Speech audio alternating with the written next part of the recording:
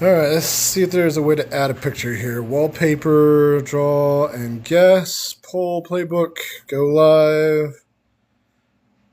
Settings. I'm looking to see if there's a way to add picture to this. Moderators, nope, that's not what I'm looking for.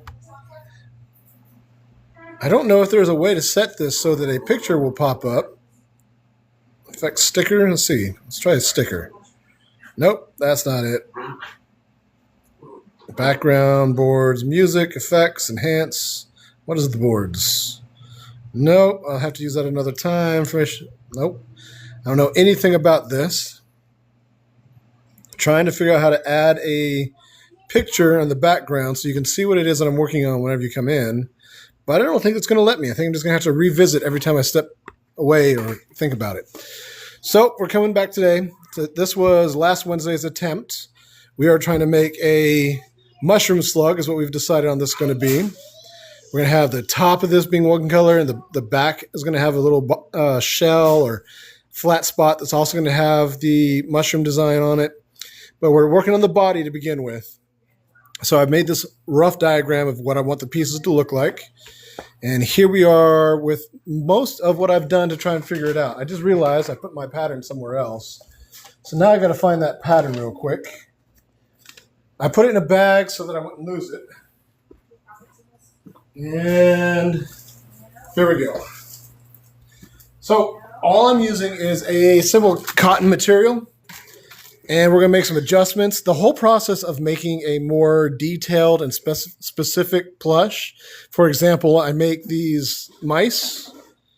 It took quite a few attempts just to get all the shapes right. At first, some of the backs were too big or the heads were too small. There's a lot of things that wound up happening.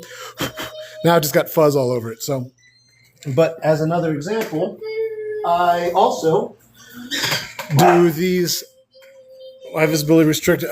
Okay, elbow for recommendation and is restricted in search results for 10 minutes. I don't know why. Submit feedback. So I don't know what's happening here. I understand TikTok. The decision is fair. The notice is unclear. My live does not contain content mentioned. There we go. Popping in to say hi. Have a wonderful stream. Thank you so much, Shadow. I hope you have a great day. I don't know exactly what's going to happen here. We're going to try and figure it out. If we're lucky, we'll get it there. But I also make these kind of impromptu plushes. I know exactly what I want it to look like, and I make a very single try, and then I just put it together. And when it works out, great. And if not, I kind of adjust, but it's meant to be goofy. But here is an example of something we're going to be trying to do a specific version of. So I've been trying to make this guy. Last Wednesday, we made it this far. There's a lot of little things we're going to have to adjust and change. I'm not sure exactly where they're going to land. I am trying to pin it down as I go so that we can figure out all these little details. I just grabbed the wrong pattern. Whoops. 1 second. I'll be right back.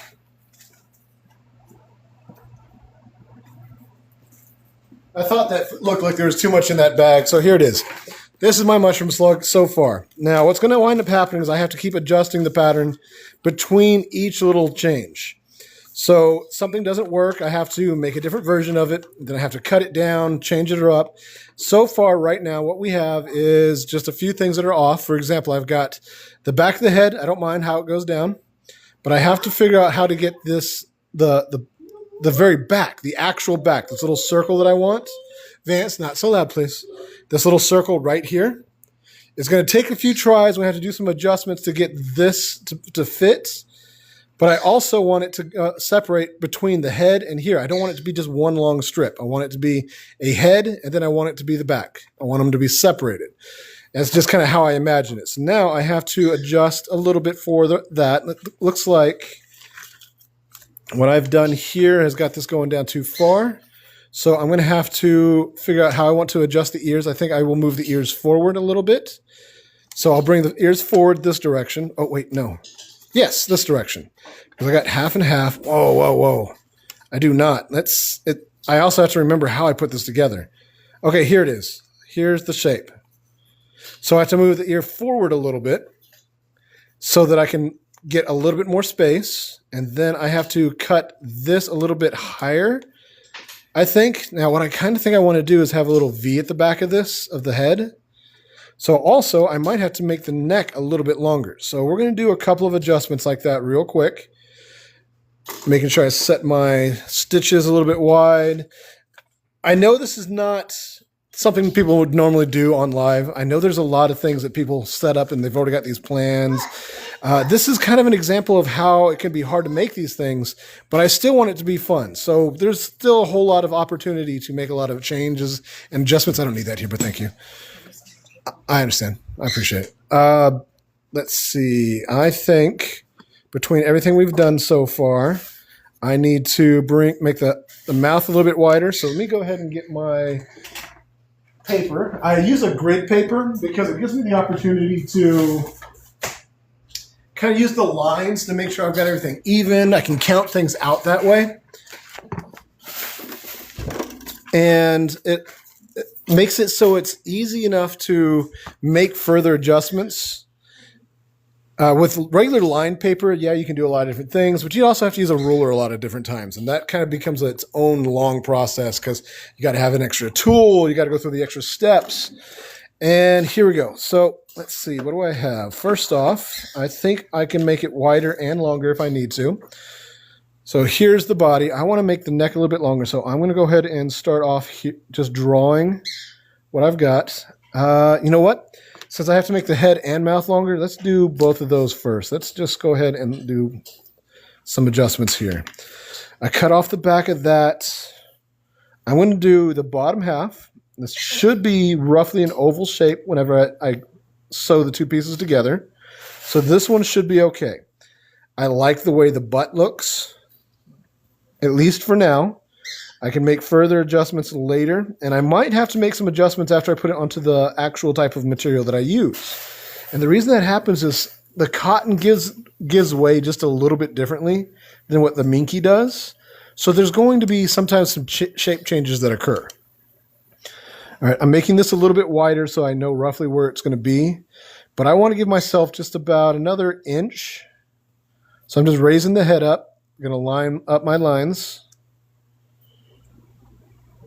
And I'm going to go just a little bit higher, I think. Let's see. Now we'll start right about there. So right about here. Lining up both of those. I also know that I want to make this a little bit wider, the mouth. And I'll show you just a moment what I'm referring to.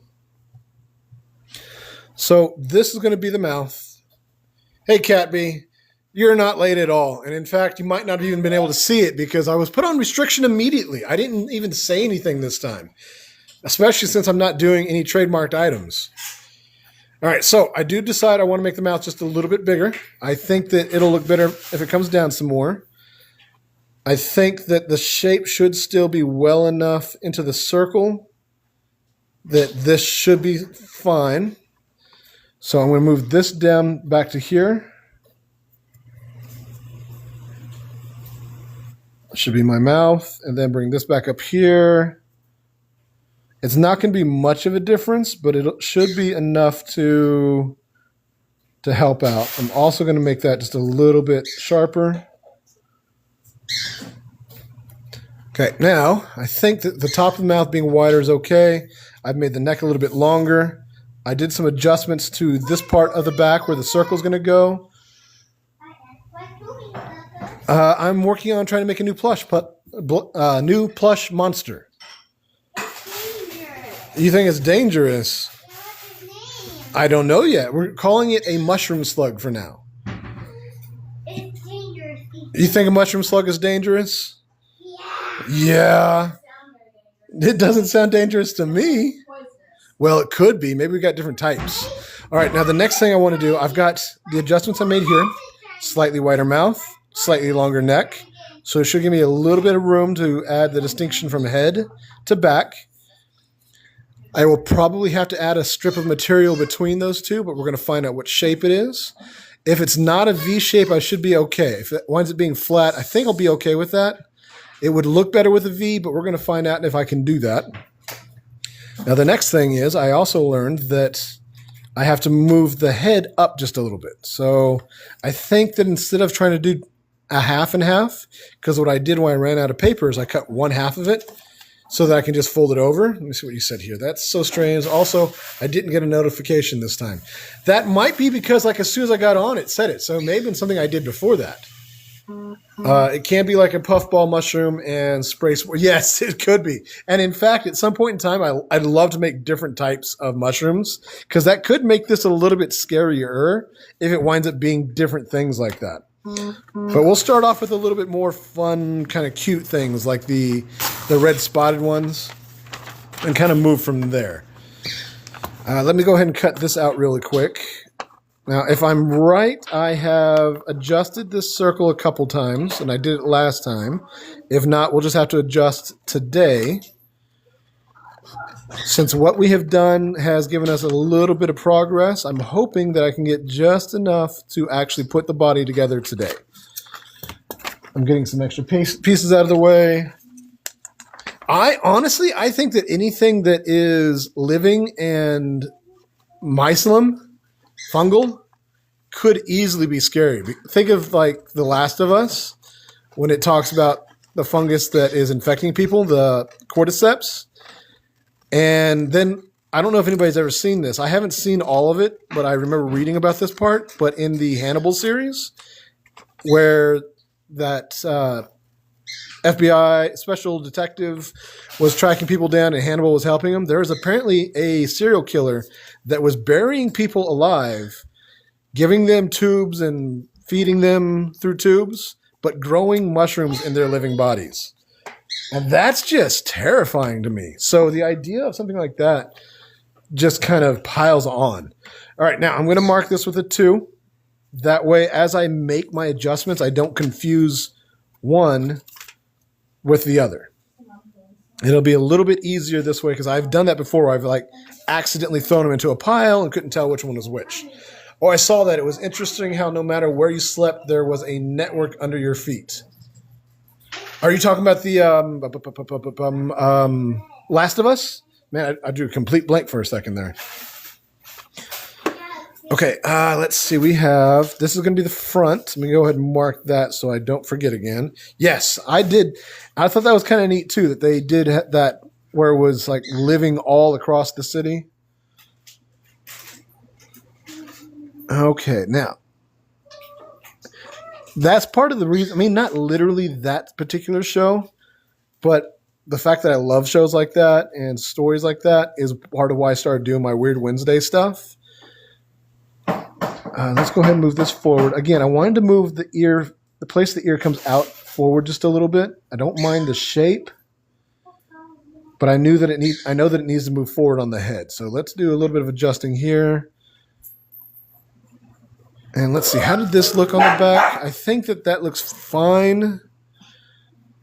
It's kind of hard to tell because when it kind of starts taking the shape. So maybe I need to bring this in and then just round it out. I think that a little less shape on that part will help out. So if I'm not mistaken, I've got the right length here. Yep, and I've moved it forward. I think I'll bring this in just a little bit more. But I do this kind of thing because I like horror movies, and I think that making creepy plushes is kind of a fun bridge. But also because most of what I see is the same things. I see a lot of demons. I see a lot of Cthulhu's. And yes, I know I made a Cthulhu, but that's because it was fun. It was something I could do that a lot of people had mentioned before. But now trying to make something that's my own design, and then what I'm going to do is I created this whole world in my head.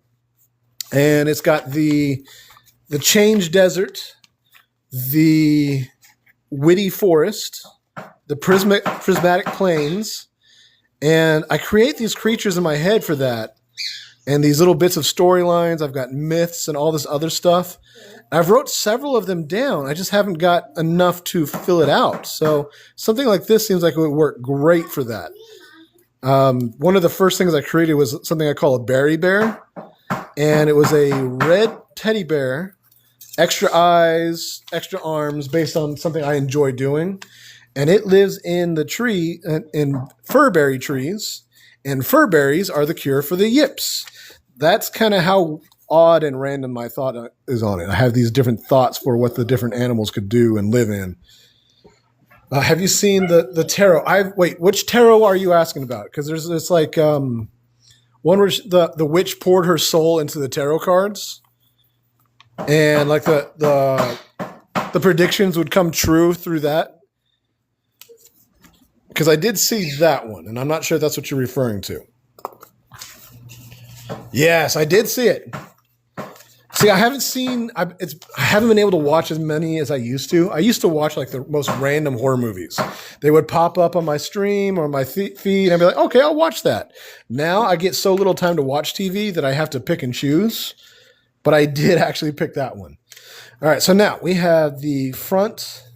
If I've done this right, then that moved the ear forward, which would be great. I should have a little bit of space down here for the body.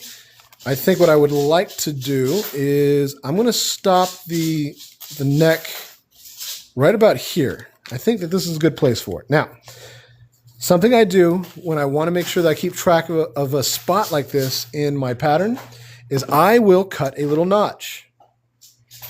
Now, I know this is not some unique trick, but I'm just expressing it so that people understand what I'm doing.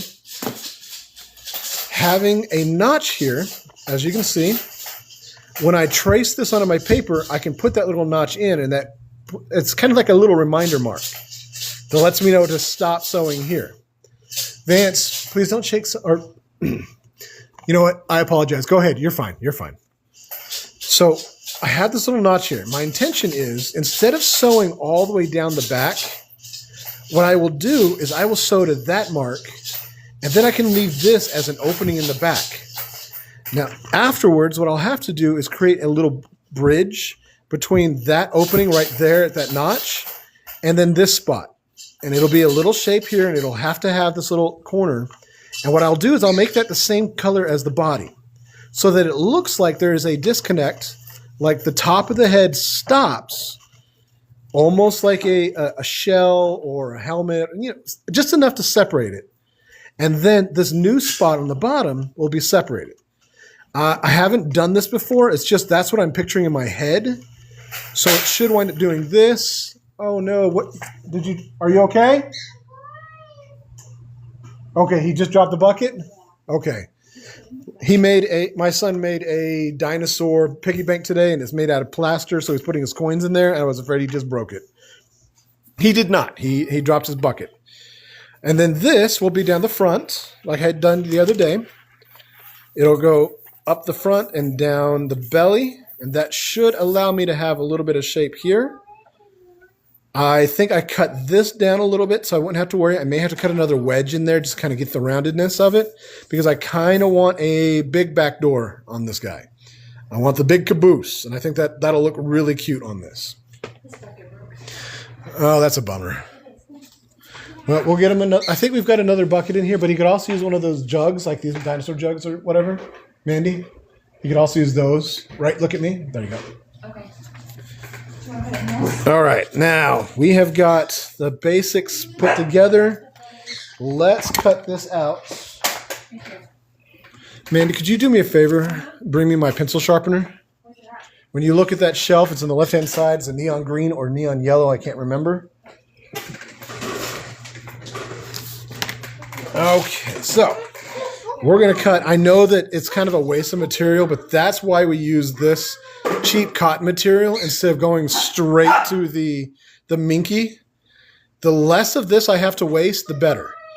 So I'm going to cut out a brand new one using the changes. And that's just how this works out. Unfortunately, I have not found the way to make a plush design without failing over and over again. If I were doing sculptures or paintings, I could always just go over it. I could carve more. I could add more. There's a lot of things that can be done with stuff like that. But with plushes, it's basically just use the material, use the material, use the material. And that's all I can do. Now, Cat B is probably watching this laughing that I'm using this pencil again. My pen is still working, but look, there's almost nothing left.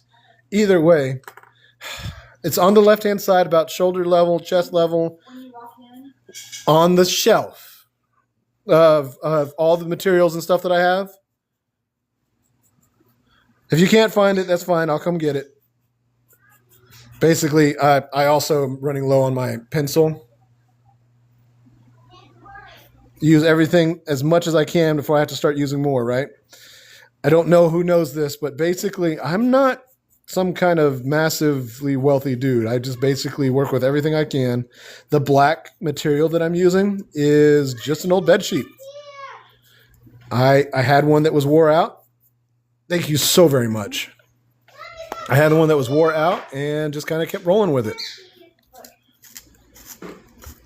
And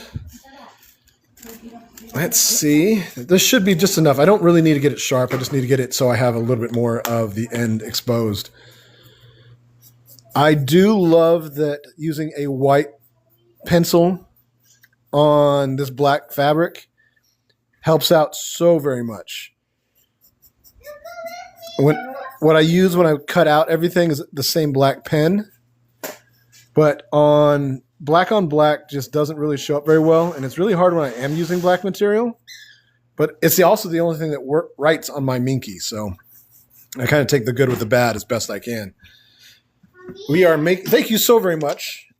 Anytime you feel like reminding me, let me know. Cat B's been in here for a while. In fact, I wonder if I'm able to add you as a moderator. Let's see. Translate, reply, mark viewer. Nope, doesn't look like I have that. I don't think I have the ability to. I saw something that let me add moderators, but I don't know where that's at. And I'm kind of curious about that. At some point in time, I'm going to have to do that.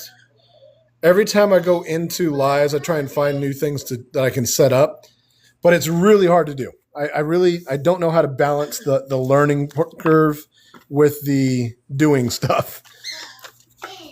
All right, so then continuing on. In case you are curious, whenever I make a pattern, I do not worry about the bias or the direction of the material. I'm not 100% sure I'm using those correctly. Vance, why are you yelling? Well, I appreciate that, but you have to stop yelling too. Okay, so the direction of the material is sewn in a cross direction. So it's like a series of lines this way, threads this way, and a series of threads this way. My understanding of the bias is that it would be the stretch in the corners that determines how it's going to flex. I don't worry about that when I am doing my patterns. When I'm doing my test versions, I don't worry because I just need to know roughly what it's going to look like, and I fill my space as best I can. Whenever I do the final version, I do pay more attention to that, but that's mostly in regards to the fuzz that I'm using. For example, this Minky has a bit of a fuzz, and I like to make sure the fuzz goes a certain direction. Today we're trying to continue making a mushroom slug. This guy is going to have a mushroom top and a mushroom back, and we're going for something both cute and creepy at the same time. Brand new something. It's not from a game. I've never seen this before. It was an idea that I came up with, and I have no idea what from, because like most of my ideas, they just pop in there. And I think it'll be a lot of fun if I can get it worked out. But the downside is the working it out part is going to take forever almost. The worst case scenario is this doesn't work at all, and I basically have to start over next time. But if I'm lucky, I will actually be able to get the body put together today, and we should have some sort of semblance of shape to know what it's going to look like. I'm also kind of rambling on as I go because unfortunately I don't really know what is or isn't considered normal when it comes to live streams. I don't watch too many of them, and I just figured that if I'm just standing here drawing lines without any form of talking, it kind of would get boring. And a minute ago, we were talking about horror movies and how that's kind of part of what has inspired my desire to do these monsters on Wednesdays. All right, piece by piece. Now I'm going to cut out the top of the head. Okay, now with this, the last time I did it in half, I actually just had this of it sewn or cut out. And what I would do is I would draw one side, flip it, and draw the other side. That's something I usually reserve for really big pieces because I don't want to have to tape pieces of paper together. But that being said, when I made a giant snail, and by giant, I mean like I made it like 3 feet, I think is what it was in the end, maybe just 2.5. I wound up having to do exactly that, just taping together several pieces of paper to have one solid pattern. Another thing I did here was I cut these little notches, which I don't think you can see very well, but it does slightly show up on camera. And that is going to be a marking point for where I want to stop sewing this onto the body. Because I've made some adjustments on what I want the pattern to look like, trying to do my very best to fit to my imagination / what I can do with sewing. So there's a whole lot of guesswork that's going to take place in the initial steps, and the more marks I make, the less I can think about. I can just kind of run through it without worrying. So as you can see now, the mark showed up. Makes it a lot easier. I had originally planned to do a lot of this off camera, to do the recuts, and then at the very least have these ready to start sewing. Unfortunately, my time is not quite that available. I woke up today, realized I had an order on TikTok that I needed to fill out immediately because TikTok does not let me adjust the time frames. So I've got my TikTok shop up for my little mice, which basically these little guys, and I don't have the ability to adjust how fast I can make it. So I've made some adjustments instead on the description. For example, I've got a whole list of orders that I'm constantly working on. Pretty much every day I'm working on at least one order. And I'm also trying to add to my stock because I have a show coming up this weekend.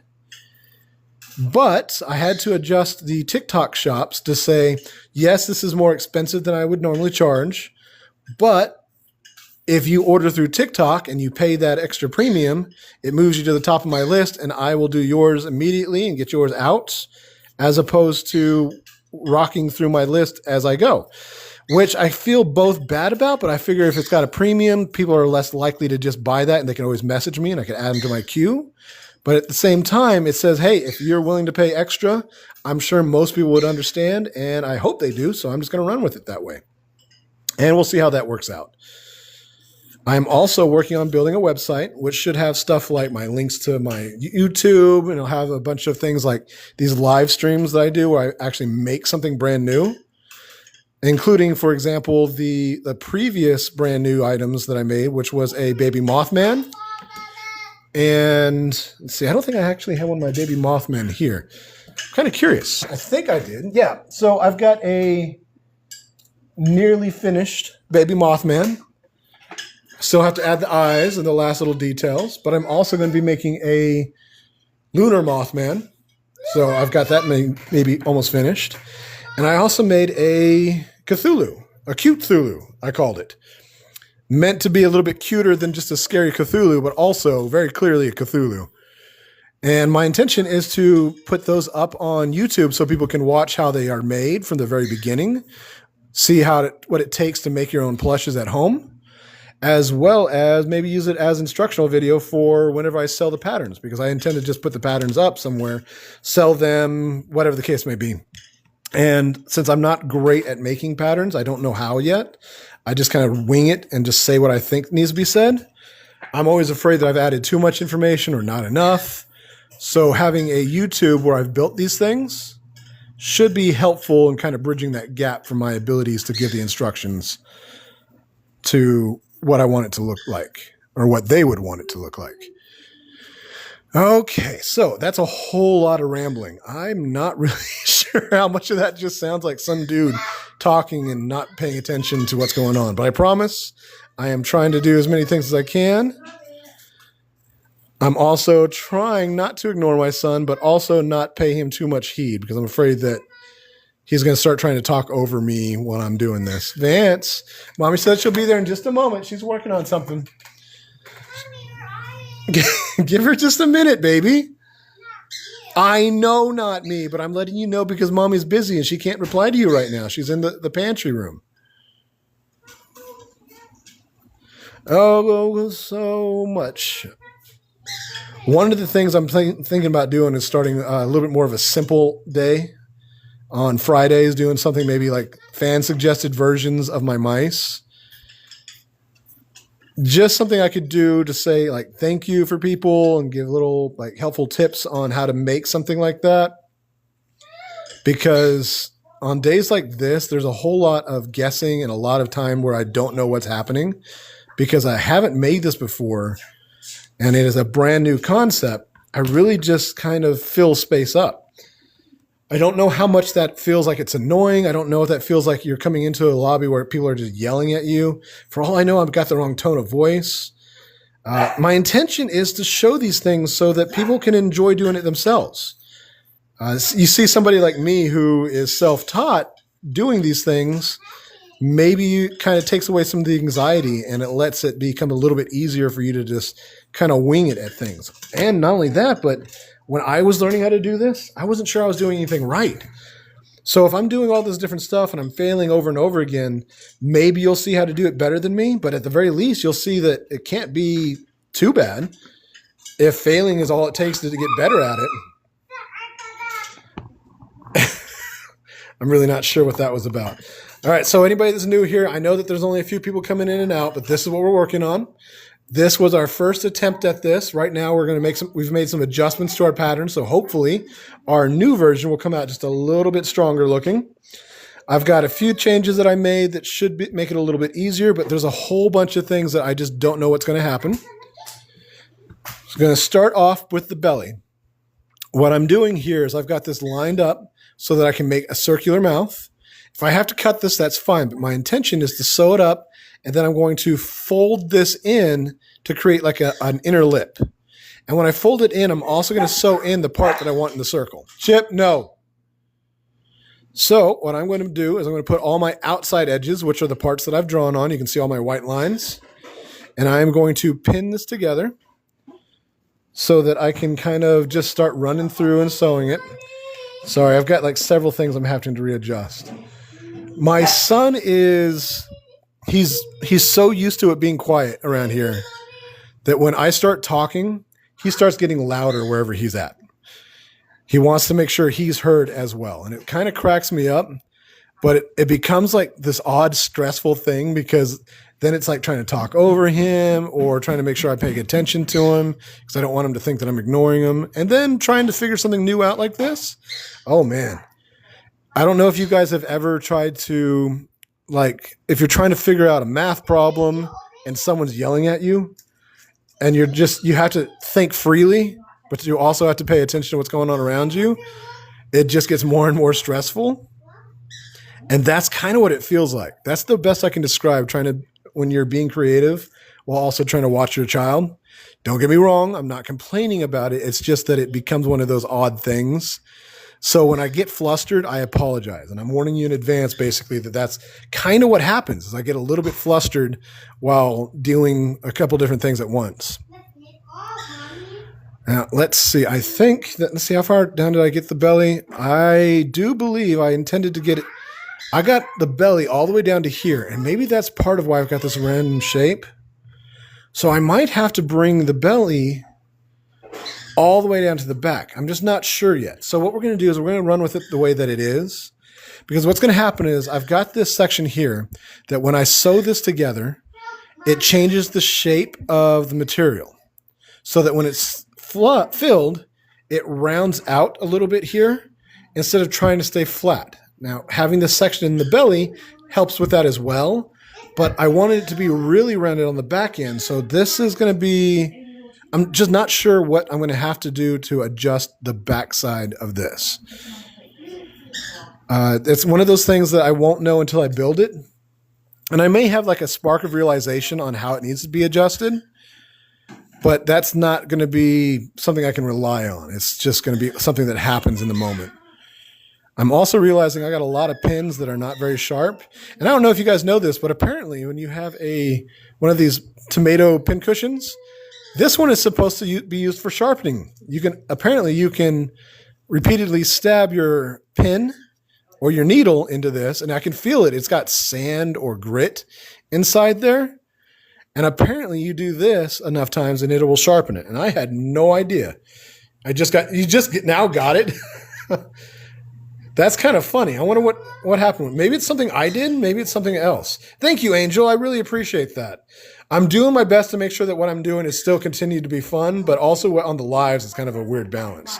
I hate math. My favorite was science. So I have always liked both, but I also never understood why math was such a thing for people because it always seemed so straightforward to me. I used to love chemistry, but also at the same time, I didn't give it enough time because of the chemical exchanges and covalent bonds and stuff like that. I used to love trying to do that, but I never sat down to get good at it, if that makes any sense. I suck at English because I don't care about the words, but my grammar is really good and my understanding of it is pretty good. This is what we're working on today. Anybody who's curious, I'm just kind of showing you every now and then because I can't put a picture up. Would you stop him when he barks, please? Yeah. So basically, I'm trying to make this. This is a second run. This is the first guy. Didn't turn out perfect, but that's going to be something that happens a lot whenever we're making a plush. Ow! Ay, ay, ay. I just stabbed myself with my pins, that's all. Okay, got that run. Now, another thing that I do, I don't know if anybody's ever caught me saying this. Whenever I do the test versions, I don't always backstitch. I backstitch out of habit, so sometimes it does happen. But I've actually got my sewing stitch a lot wider than it should be. So that what happens is it makes it easier for me to see the stitches and undo them if I need to make some small changes. I didn't take chemistry, I took forensic. That's interesting. And I'm so bad at English, so I have dyslexia, so words be hard. I get that.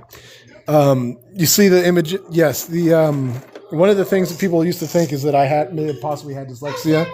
Not because of my reading, but because of my spelling. I stopped caring. Toothless. Yeah, you found Toothless? In mommy room. Well, that's fantastic. All right, go get Toothless. No. Dangerous. It's dangerous. With a long stitch, it also makes it a little bit easier or faster sewing. I can slow down on the stitch, but I can move quicker from one to the other. And I am not going to back stitch because I want to be able to just take it out if I need to. Since I'm working a little bit bigger, I also don't have to worry about keeping an extra piece on there for a handle, which is something that I discuss quite often when I'm doing smaller plushes.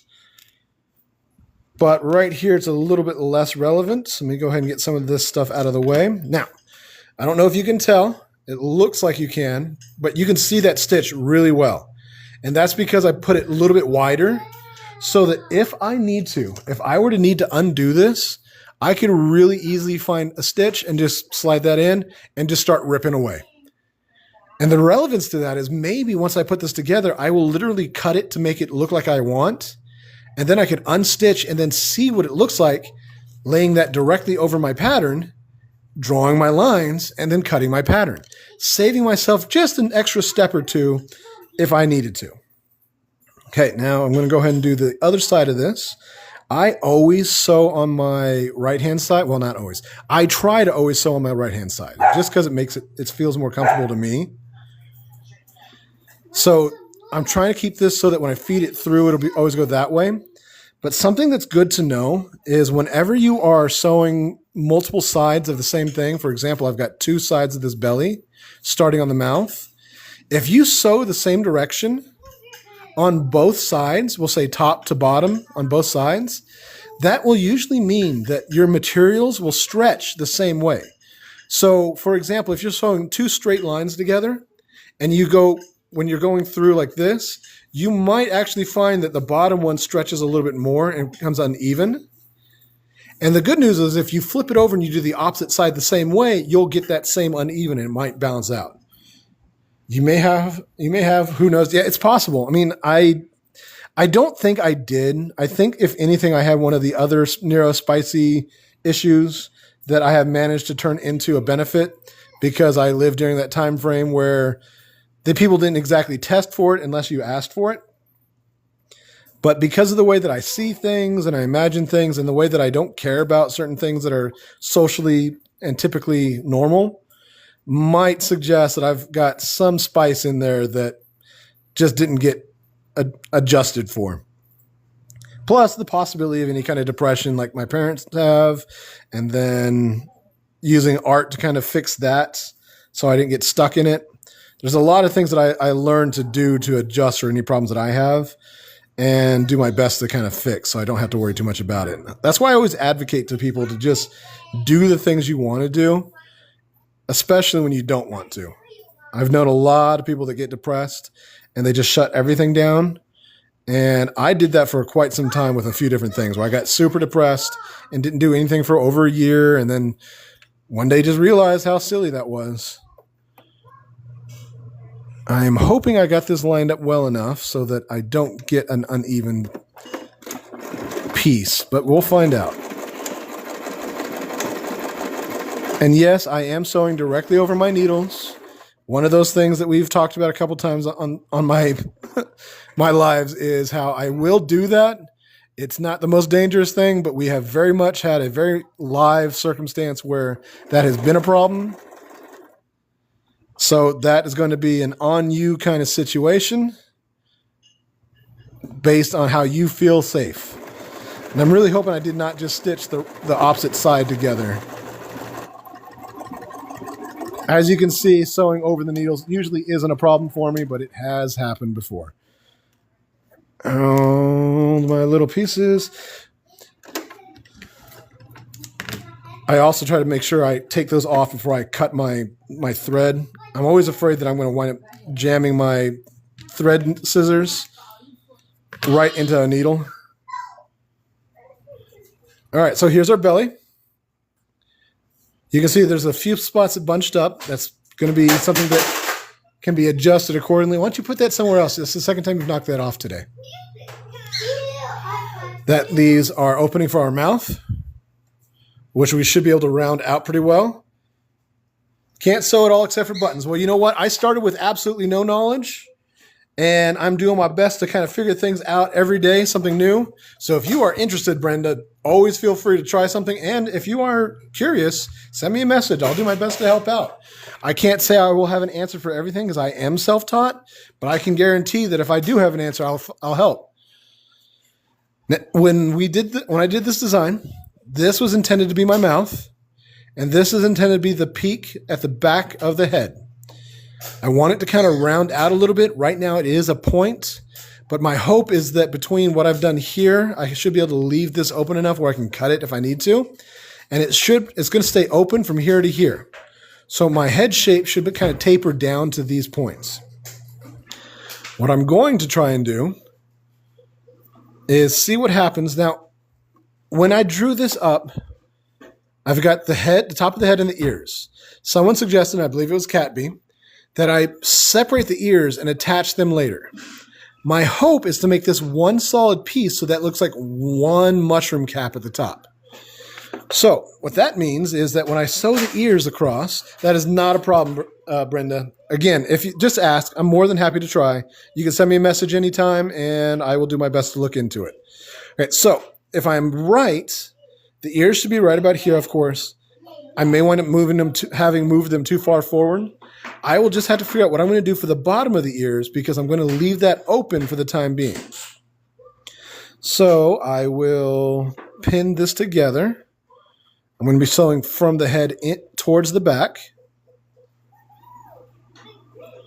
Looks like I only need a couple pins to put it in line with the beginning of the ear. For now, I am just leaving this open. You can see that I did that right here.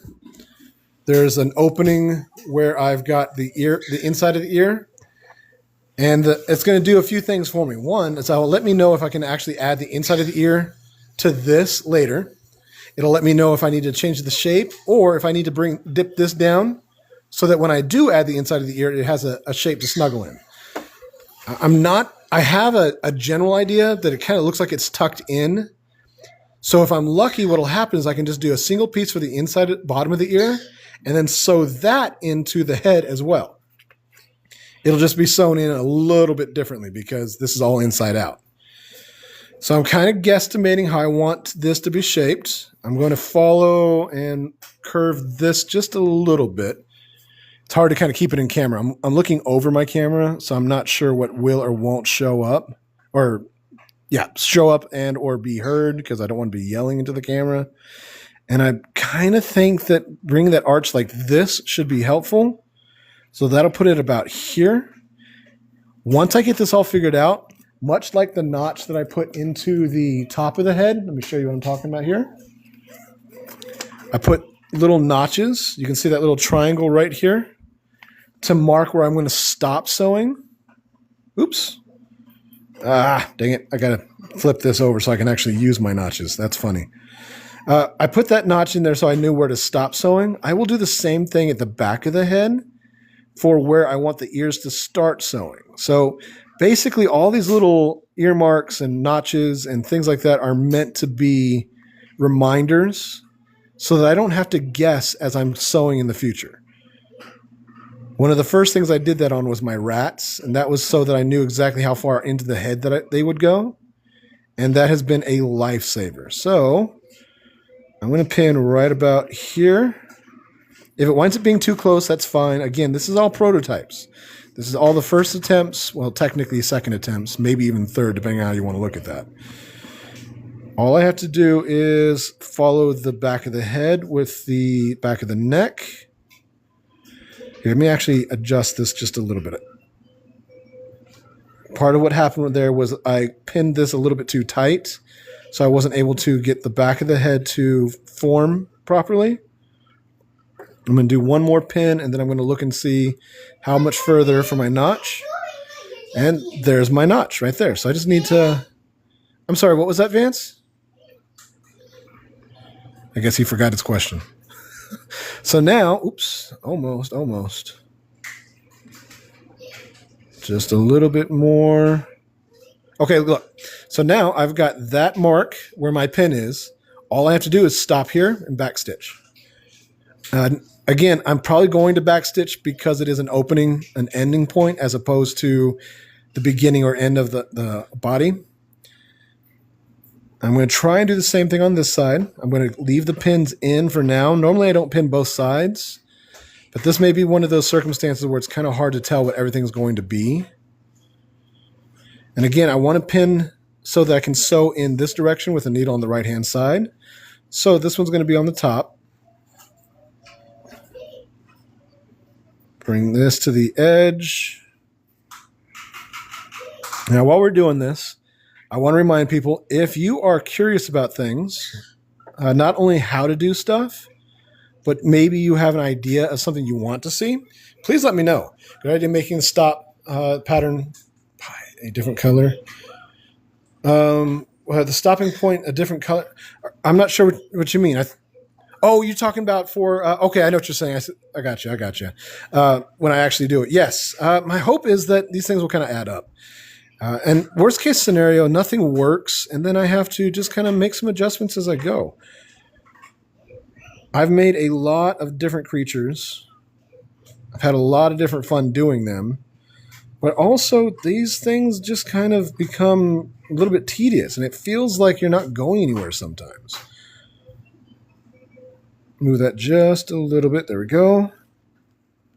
Sorry, I'm talking a little bit less, but I'm also still trying to fill the void, basically. If anybody's seen lives or if they feel like what I'm doing is kind of weird or the wrong direction, feel free to let me know. I can't always say that I'll make a change for it, but I do keep these kinds of things in mind. It's weird. It's going in the wrong direction. I appreciate that, Mandy, and you can go ahead and shovel it. Take this job and shovel it. Anybody know the line? Anybody? I'll give you a clue. The person who said its name was Hershey. I think it was Hershey. I could be wrong. All right. So let's go ahead and pull this pin out. I'm going to probably pull most of these pins out as I go because it's such a weird shape in a small area, and I've already got the pins on the other side, and I don't want to have to add too many pins to the whole process. Okay, a little bit of back stitch. And then I'm not even going to pull it out or cut it loose. I'm just going to stretch it over. I just have to make sure my pin doesn't catch my screw or anything else. I'm also trying to make sure that my other side doesn't get tangled up in it. There we go. Oops. So that's one problem that will come up with that. The thread just kind of came on the wrong side of the boot. And you can see that I think you can see that the pins were actually getting in the way. They were like catching on this, the screw, the boot. It's causing all kinds of little problems because there were so many in such a small place with that many curves.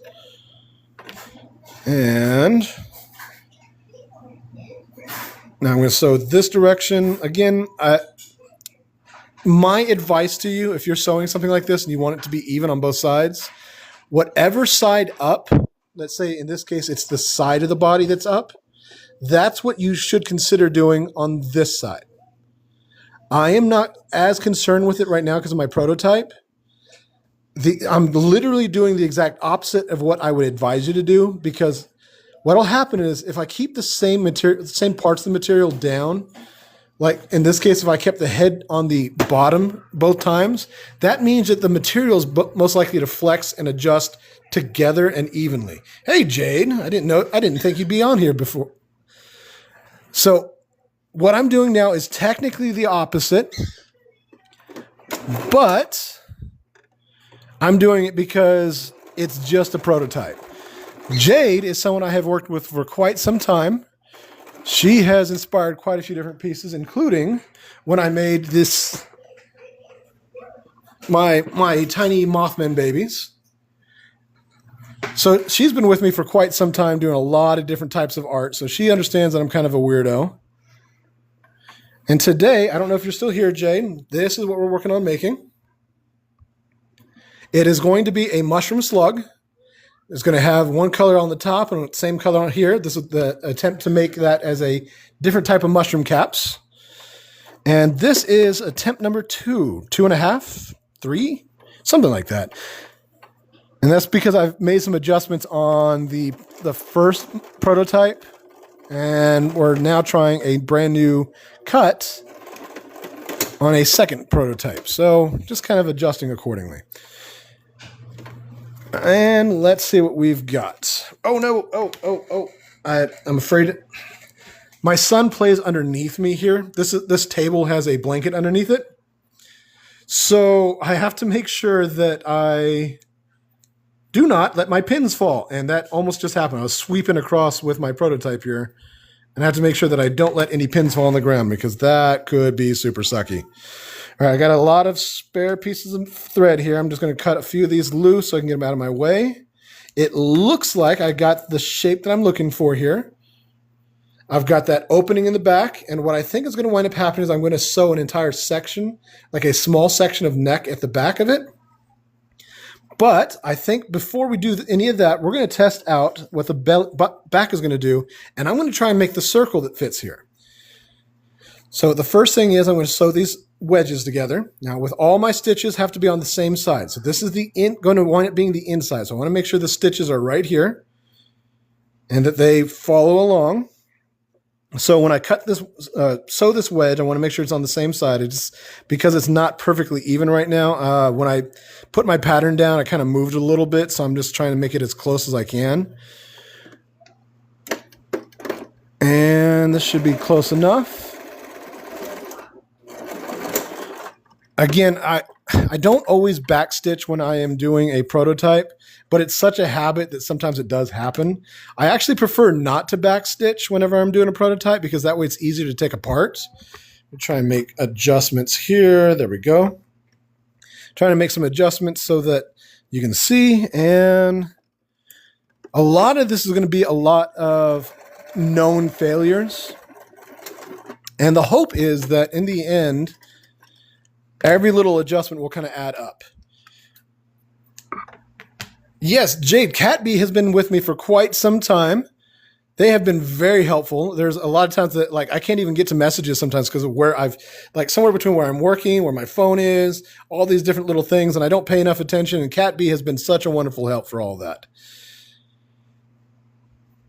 And I think that if I sew this down the back, That should give me enough to see what my butt's going to do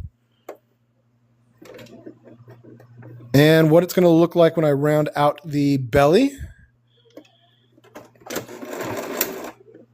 I just have to make sure that I line these up as best I can. See, I've already lost that little bit of shape because they are not perfectly lined up.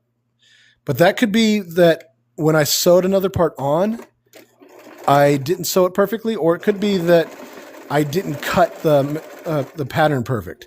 This cotton material moves a lot on me, so I can't always tell what it's going to do. And that might be part of what I was talking about before with the bias, where I don't pay enough attention to that, especially on the prototypes. And it might make a difference if I started. But that's going to be for a future date, trying to figure all those little things out. And I think that looks like, did I get that sewn in there well enough? Nope, I did not. See, there's a little spot that I missed. You can see that. So I'm going to go ahead and round this out just a little bit deeper inside. Like I said, I really want a nice and rounded plump booty. I think that's going to both look cuter and more like I would picture a mushroom slug to look like. Yes, I know there's no such thing, but it's what I picture. So I can see it in my head. I can see it kind of waddling. I think that'll make it cuter. And let's see, we have now got most of the body put together. I'm going to try and see, what do I need to do to make this rounded part? I want this to be well-rounded. I'm going to stuff it backwards. Now, the reason I'm doing this is because it will let me see the shape of it. I know that when you stuff it correctly, it does change shape. But this will let me see roughly what to expect so I can try and figure out this rounded back. So I've got the head of it. It looks like it sets about right. I mean, look at that. It's got the little dog ear kind of feel to it. And when I fill that up, I can make it stand up or keep down depending on circumstances. But that's way closer to what I imagined. I've got the back, and I'm going to add a strip right here. It's going to be rounded to fit the back, the top of the circle. And then it's going to come up and it's going to have this little peak here. So it's just going to be another section that's going to be the same color as the body. But to transition that, I have to figure out how to get this cap, the back cap, to be the right shape. So I'm going to do a little bit of estimation based on how it's filling out and then what it kind of does currently. So right now, if I do right about here, I think that that's going to be pretty close because I do have a point here and a point here for the end of it. So I should be able to get just a rough estimation of what size this oval is going to be. Again, it could wind up being too big or too small. That's not really all that important. Here's going to be my centered line, so I can use that to gauge. Will this baby have a name? We are not sure. Now, what I'm kind of thinking is that we might change the name based on the type of mushroom. So let's say I do like an inky cap or the mystic mushrooms with the red top and the white speckles, or some of the different types of like lion mane mushrooms or other things like that. We might change it to like a certain word plus that type of cap. But I haven't gotten that far to decide yet. And there's a very high possibility that by the time we get done, we may see something a little bit different for how it works out. Maybe it won't be mushrooms. Maybe it'll be like a skull, or maybe it'll just look fun if it's just furry. So we've got that placeholder name to kind of work with, but that's given us a lot of inspiration for ideas too. And you're always welcome to chime in with ideas too. I love hearing your feedback. Jade is someone, like I said, I've worked with her for so many different things. There are so many different plushes that I've made from her suggestions or with help from her. All right, so I think that if I'm looking at this, let's say we'll do about here, do it a little bit more oval. Oops, I just realized that I'm not pointing at my page. All right, so let's do, I think that I kind of want it a little bit wider at the bottom and a little bit more narrow at the back. I don't want it to be teardropped, but I think just a little bit of a shape change from front to back will give it a good shape. So let's try that to start with. Anybody else that's curious or interested in doing projects like this, keep in mind that you do not want to use your fabric scissors on paper. I only know that because I've been yelled at by people. So do yourself a favor, make them very different. Don't make the same scissors. This used to be fabric scissors, but it got old. So I made sure the next fabric scissors I got were a different color so that I would not get them confused. So keep that in mind, something to be aware of. I tried to make my little oval a little extra big because I knew that I'm going to lose some of it when I sew it together. Changing based on species is genius. It could put a play on words. I think that'd be a lot of fun. I think we met in 2000. Oh, geez. Yeah, it's been a long time. I think we only met because of a painting that I had, or maybe some leathers I had up in a store where you used to live. And I had another friend that begrudgingly gave me your name because she was not interested in sharing that information at first. I was like, no, I'm going to talk to her. And it has turned out to be a wonderful thing. All right, so let's see. I think this might be a little bit small. I tried to make it a little bit bigger, but you can see that it almost perfectly fits over that. Now, my hope is that it will be just a little bit big because we're going to have that loss from where we sew them together at the seam. So basically, I'm going to go ahead and just cut this out and just sew it right on. I'm going to mark the center of each side, cutting a little wedge. So that way I don't have to guesstimate where the center is going to be. I have not... Okay, so in the past, I looked up those red and white speckled mushrooms. I just can't remember what they're called. If anybody can do me a favor, can you guys look up and see what those speckled mushrooms are called? I know that they're referred to as mystic mushrooms in some circumstances, but I don't know how often that is. And they probably have a technical name that we could also use for creating a name for this little guy. Because you're right, that's what we're aiming for. We might as well use that as the idea. And yes, I've actually referred to Jade as being my muse quite a few different times for quite a few different projects. We haven't actually had a chance to work together on a larger painting, which I have often lamented. And I think I've told her that. She used to live close by. Her and her husband moved for military reasons. And I haven't had a chance to kind of work with painting in a while. So I feel like I'm falling behind on a lot of that. You can see where I left those wedges. Give me 1 second. I will actually show you. I think I've moved off camera there. So you can see where I left the little wedges. That's going to be my center line. That way I can directly attach that to the center line here and know where the center is going to be on the other side. That's not my fabric scissors.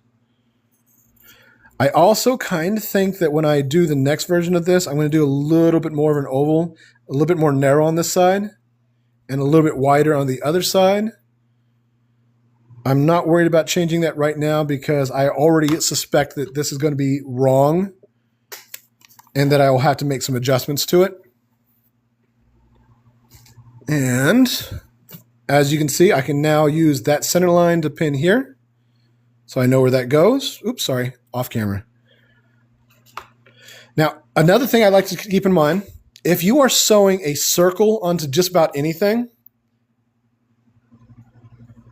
a circle onto just about anything, I always do my best to put the pins on that circle.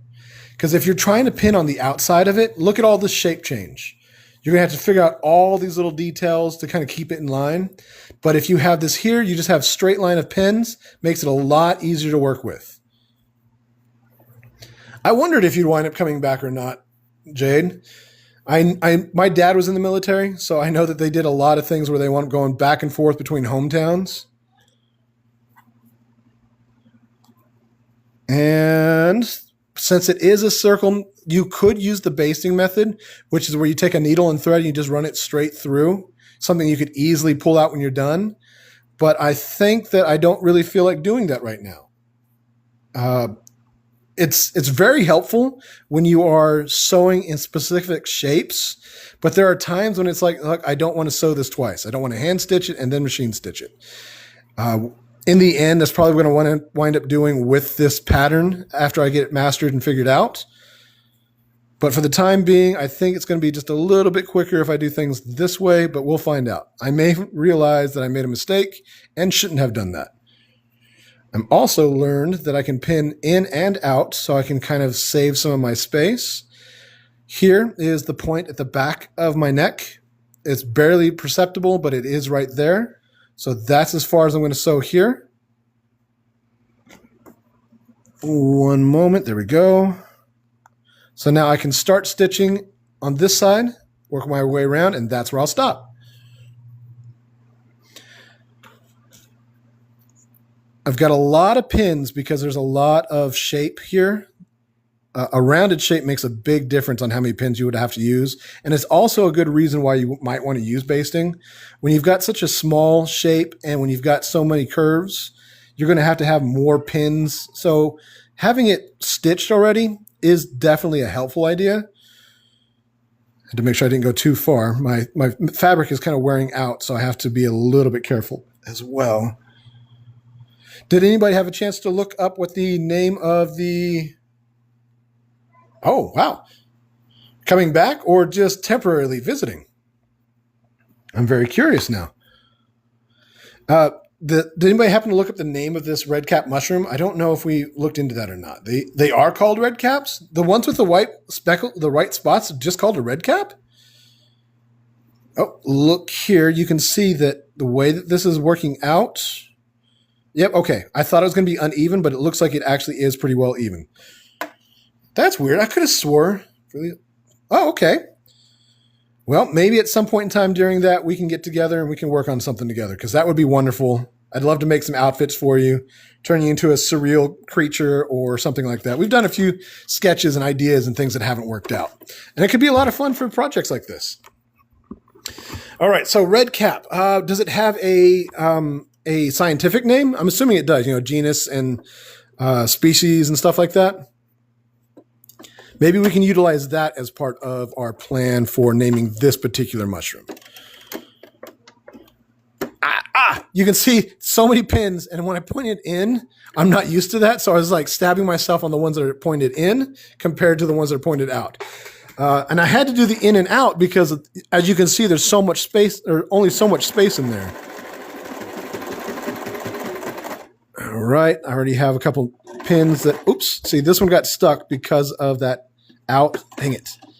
Let's go and lift that up. There we go. It does seem to move a little bit easier on me when I have them pointed out. So that is good to know. I haven't really done a pointed in yet too many times. And now I'm seeing there's lots of reasons to not do that. So that's good to know. Too many pins in one spot also has the habit of catching on the boot, on the thread, on the feed dogs. This screw right here, there's a lot of uses for that screw, apparently, a lot of attachments you can get, but you put a pin there and it is just as likely to get caught up on that as it is to feed through. So something to keep in mind. Again, want to make sure I don't accidentally cut my pins. Slide this over, get all this junk out of the way, and we will see how this shaped up. My hope is that this will be enough for me to be able to figure out the gap at the back of the neck so that I can sew that on next, and I will leave an opening on that so they can right side it out. But then again, I also have the mouth for the time being. So I was actually working on something earlier today, and I wound up stabbing myself with the back of a needle. So my needle, I'm used to stabbing myself here on the occasion, but I accidentally pushed too hard with the back. So I wound up actually stabbing myself in a completely unexpected way. Psychoactive compounds, muscomol, and ibotenic acid. Let's see. Eminata. Ooh, that's a good word. I like that. And then muscaria. It's genus and then species, right? So species would be the overall, and the genus would be the specific one. So that, yes, it definitely hurt. And my son was actually on the other side of the house and heard that and came running because he thought I was in trouble. So we have, I believe, Amanita would be the specific genus, the specific name for that one. So that's a very cute name. And yes, hi Foxy. Sorry, I started reacting to your conversation before I realized that I hadn't said hi to you. I'm so sorry about that. That was rude of me. All right, now let's go ahead and start stuffing this puppy. Well, you know what? I'm going to leave this one the same. I'm going to leave the fluff in the old one. And let's see what kind of shape our booty comes into. See if our neck is taking anywhere near the right shape. Make some space, make some space. What am I making today? I am working on day 2 of our mushroom slug. We are casually working on a name. Jade and Cat B are helping me figure out a name for this because this is going to be the top right here, and this back part are going to be the parts that are going to look like the mushroom, and then this is going to be our slug. And I am working on day 2. This is what we did on day 1. It didn't quite have some different details that worked out, so I've made some adjustments to my pattern, and now we are testing pattern number 2 to see how it looks. I think I can go ahead and turn this right side out so that we can see how these parts actually do come together. I just have to do it safely so I don't tear everything. This should be enough for me to at least make some more adjustments. But with any kind of luck, we are actually getting really close to what the body should look like. And that should give me a chance to start working on the mouth. The mouth will be pretty easy.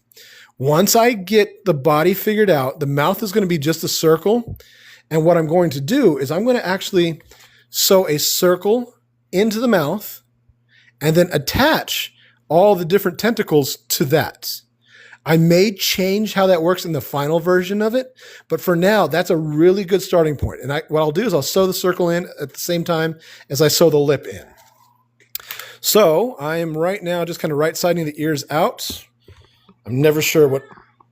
Okay, I will think of names. Yes, we are actually working on that right now. We're thinking about using the technical name of the red cap mushroom with the white speckles on it, which I believe you said was just called a red cap.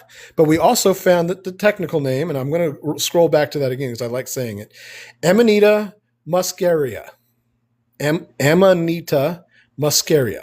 Amanita muscaria. That's a fun name in itself. I like Amanita. I like the way that sounds. That sounds a little bit fantasy to me. Okay. I've got my bag of stuff here. What'll tend to happen is I actually stuff all my prototypes, even though I don't use them. And then I'll just set them up next to each other so I can see what the differences were. And sometimes that helps out a lot when I can see, oh, that was closer here, that was closer there. Or it's fun just to line them up so we can see what they look like compared to each other. Got to make sure I get this neck good and filled out as well because we are expecting a section of the neck to need to be adjusted. I might have to tilt the neck back a little bit, kind of give it a little bit of an arch. Again, that's one of those things that I just won't know until we kind of get a little bit closer to a finished version of it. Let's see. What if we name them all scientific? I think that would be a lot of fun.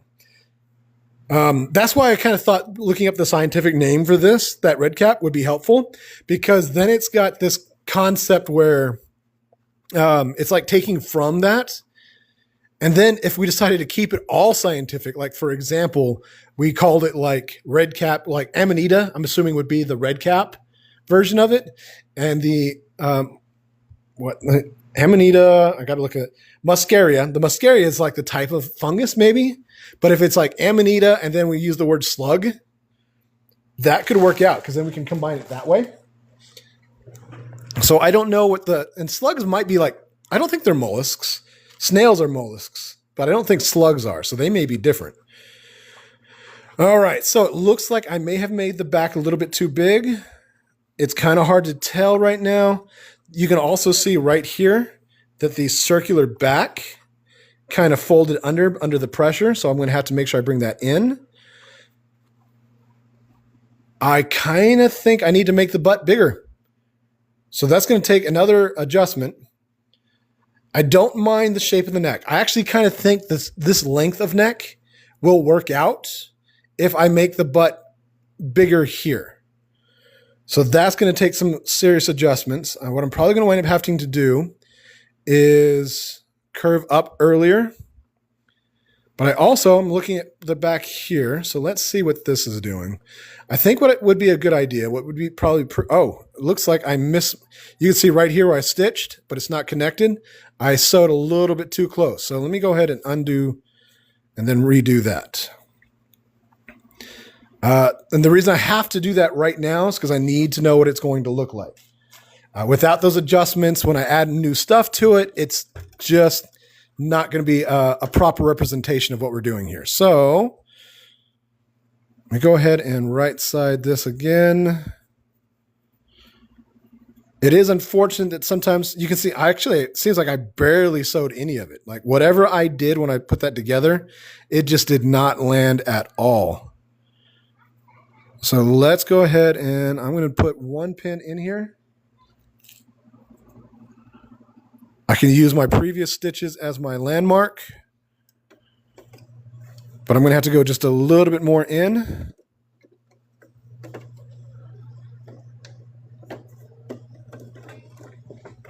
I will just do the back stitch again. Like I said before, I don't prefer it, but that's going to be what we do.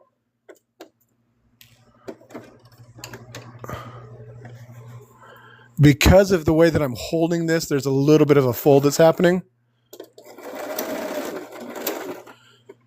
But I have to do that to both sides just so I know exactly what I'm expecting here. I have that mark still that's showing up. I know it's barely on camera, but there's the mark. All slugs are classified under the class Gastropodia with false foot with the phylum Molluscaria. Okay, so it's been long enough since I've been in science class that I can't remember phylum from the rest of the details. So can you run that through for me? Like give it a layman description real quick? Because there's the phylum, the species, all those little things that I'm just, again, it's been so long since I've really thought about. We got species, genus, phylum, I think, I'm guessing, based on what you've said there.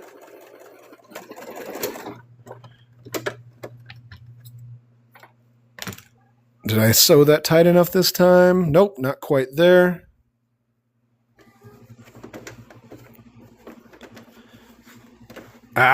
Come on. Let's just do it this way.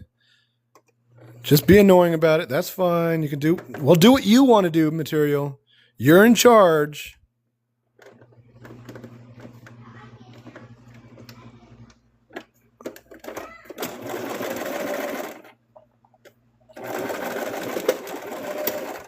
Okay, that should help out quite a bit. That is one of the biggest downsides to using cotton, especially scrap cotton, is that the ends will start to fray on you real quick. So you make a mistake and then that starts happening, but it's still a lot better than trying to use the heavy duty and the final material because of all the different times you're going to have to redo it anyways. Okay, so there we go. Round it out, get the ears out. And let's restuff the head.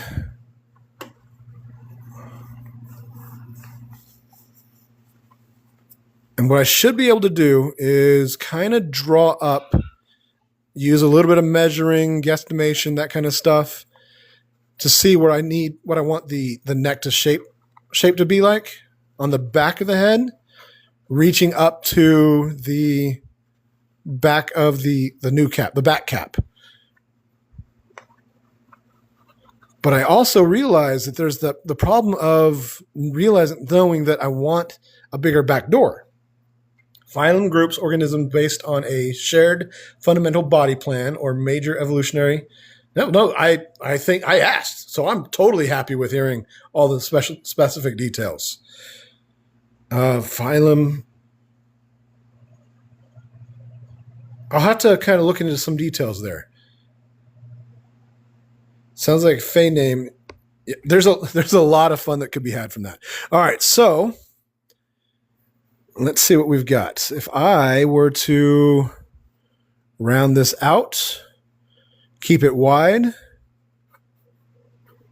Oh, look what that does. See, when it pinches in, it actually pulls it back a little bit. So that does, see, this is exactly why we have to do all these little things. It looks like I missed the point here, so I'm going to have to sew that a little bit more. So let's go ahead and fix that as well. It's aggravating to have to do this. It's aggravating in the way of why didn't it work? Why didn't I do it right the first time? That kind of stuff. But this is the least aggravating of the options. And I assure you, I've tried a lot of different stuff.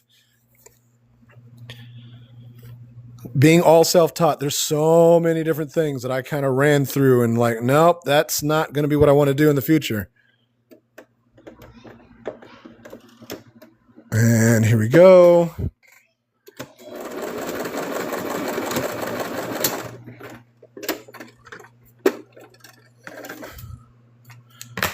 I think that brings, yep, there's my point. Okay, right side this out again. And it looks like, what I was saying is that when I pinch the back to make that arch shape that I wanted, that it might actually bring the neck back and make the butt look a little bit more full than it did before.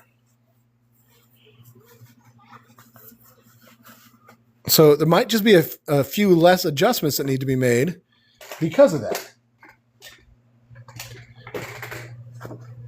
It's so many goofy steps. Which is also why it seems like a possibly bad format for lives. I imagine that what people want to see is just something done, something they know how to be put together. It's like watching somebody do something you know that they're really good at. This is me just kind of fumbling about. And I have fun doing it. It's something I have to do on a regular basis, so I have to plan for it. And I thought, worst case scenario, people will see what the worst parts of this is. And then they can make some adjustments on what they do or don't want to do. Because once you realize something becomes a little bit more difficult, you can be like, nah, that's too much for me. I'm not going to invest interest in that. What else can I do? Then you can find a new fun project. Now, if I were to sew that in, maybe if I were to bring the neck all the way in, I would have, if I sewed that all the way to that point, what I'm trying to do, also most of the scientific names are Latin language. Yes, I did know a lot of scientific names were Latin. I know it's also a dead language, which kind of cracks me up that to be scientific, you would have to be a dead language. And I like the way Latin sounds for naming things because it really does give this kind of old school mythical feel to it. I am kind of curious right now. I think what I'm going to try and do is I'm going to see what happens if I hand stitch this real quick. Line that little bit up and see what shape it gives the back of the head. Do I have enough? Nope, I don't have quite enough thread here already. So I'm going to steal some from my machine.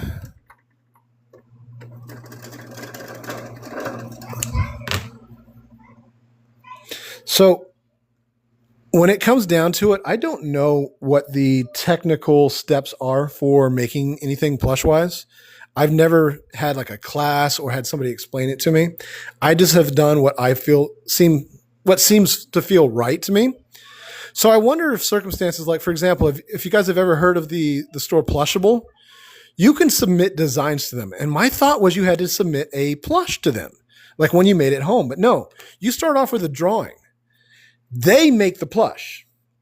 So I imagine that there is somewhere right now, somebody doing this exact same thing that I'm doing for somebody else's imagination.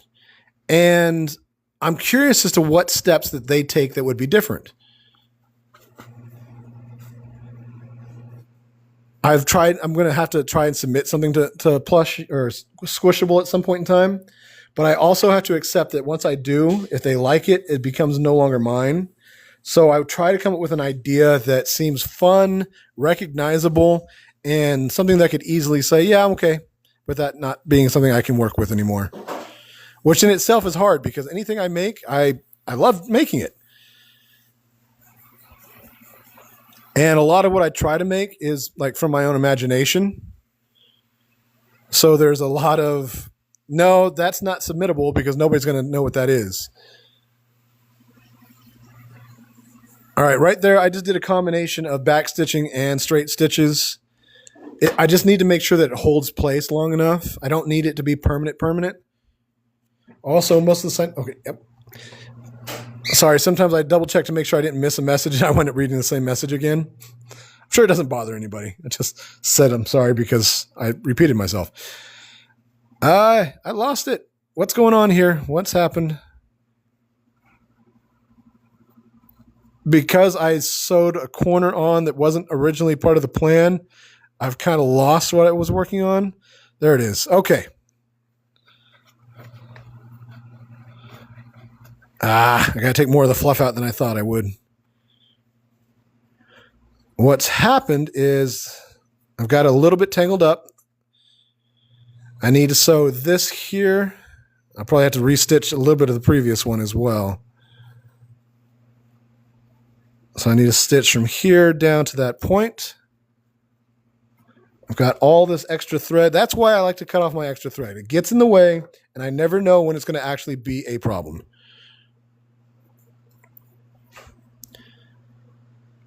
Just a few back stitches just to make sure that it holds in place. Oh, come on.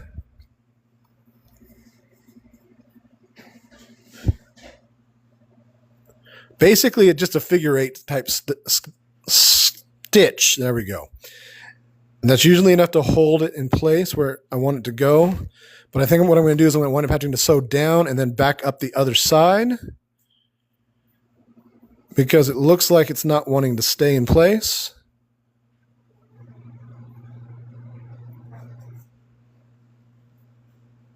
Just a couple back stitches, and then I'll go back stitch up the other side.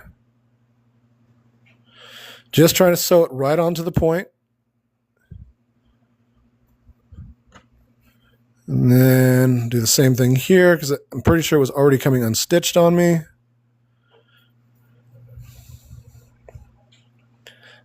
This is the type of hand stitching I would normally do if I was doing like a finished piece as well. I'm not sure how many stitches there are in the world, but I also try not to do any hand stitching when I can avoid it, just because I always think along the lines of everything I make is intended to be something that I can sell as a product. So if I make it, I have to be able to make it quickly. Hand stitching is never quickly. And there we go. This out. All right, so that should let me see, even if it's already starting to come unstitched a little bit, that should be enough to let me see what that's going to shape like. I'm going to fill in through my open mouth, which it looks like I also might have to make bigger in the end. I've already made it a little bit bigger once.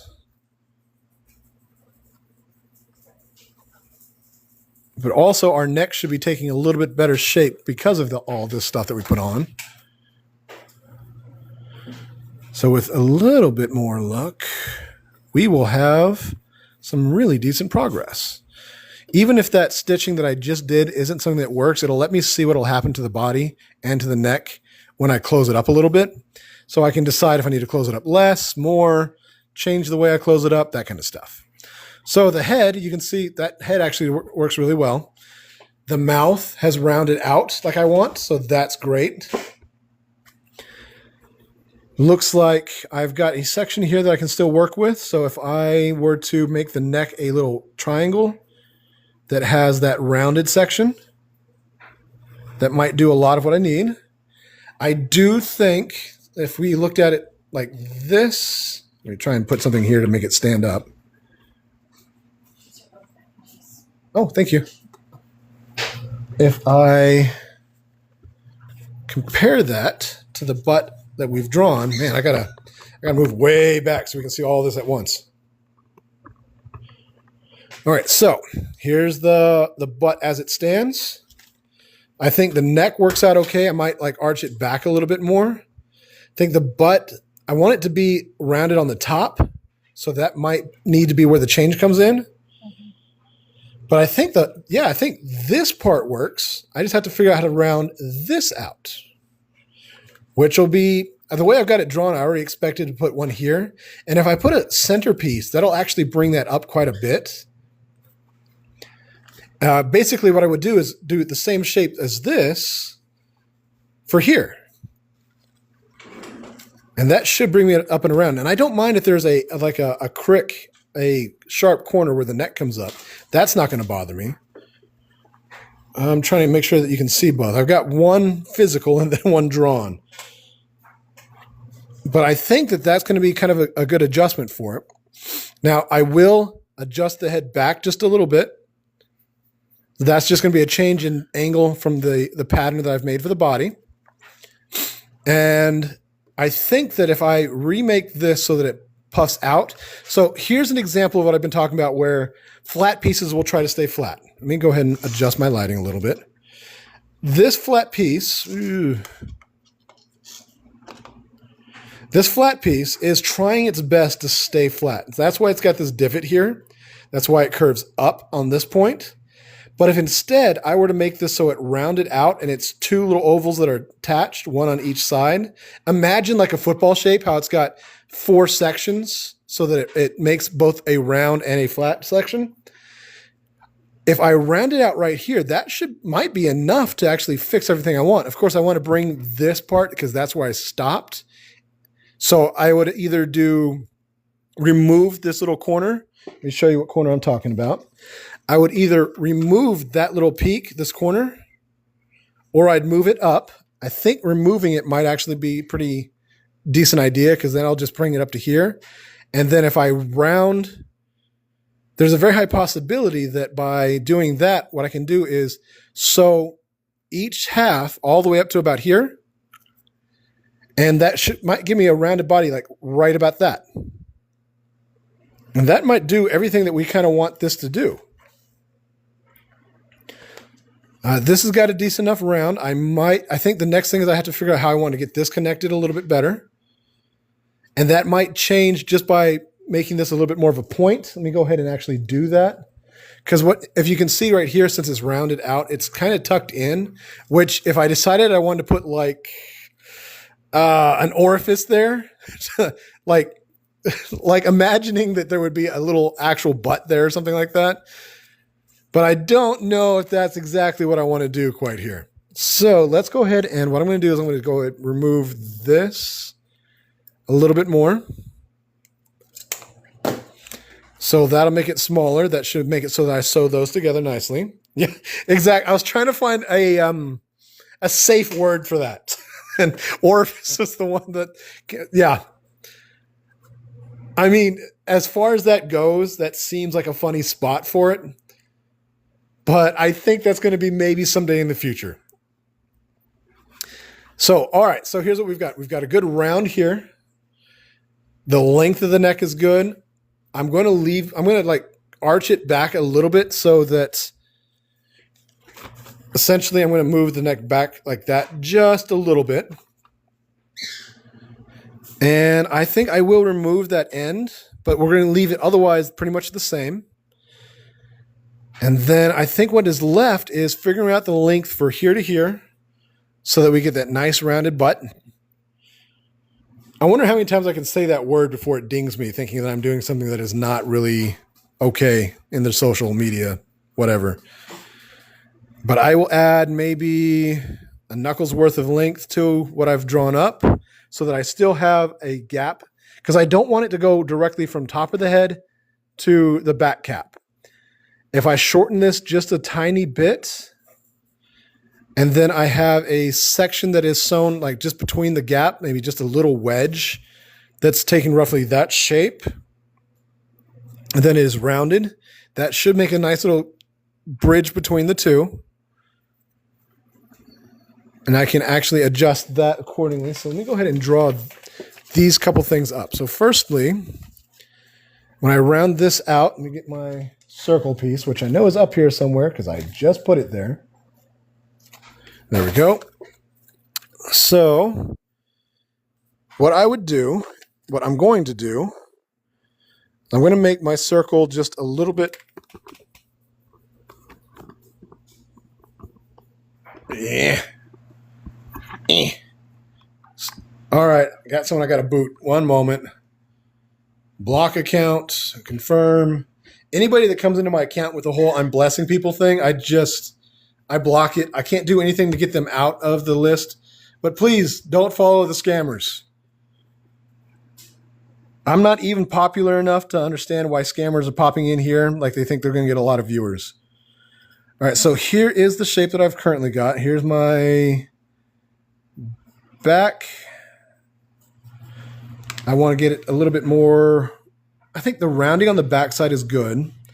So I'm going to go ahead and make this a little bit wider.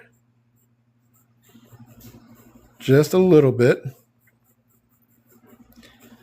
And then I'm going to bring it out about, like I said, about a knuckle's worth. So let's go a little bit further than that. I also mentioned earlier that I want to taper it a little bit more so that this is a little bit wider than the front is. So if I taper that, I can do this. Here is my center line. Now the relevance here, so instead of doing one solid rounded piece, what I do is I actually sew it so that this comes out. Now, it's still going to have a rounded edge. It's just not going to be quite as much to it. So what happens is that basically, by adding two pieces together, it's going to change the shape of the back and give it a center part that puffs up. This is going to be a little bit more even. But this is also how you like sew balls, sew spheres, that kind of thing. As you have a series of these sections put together. So my hope is that what will happen is this will take the outside of the edge and that this will take the top. So it'll kind of bubble up a little bit.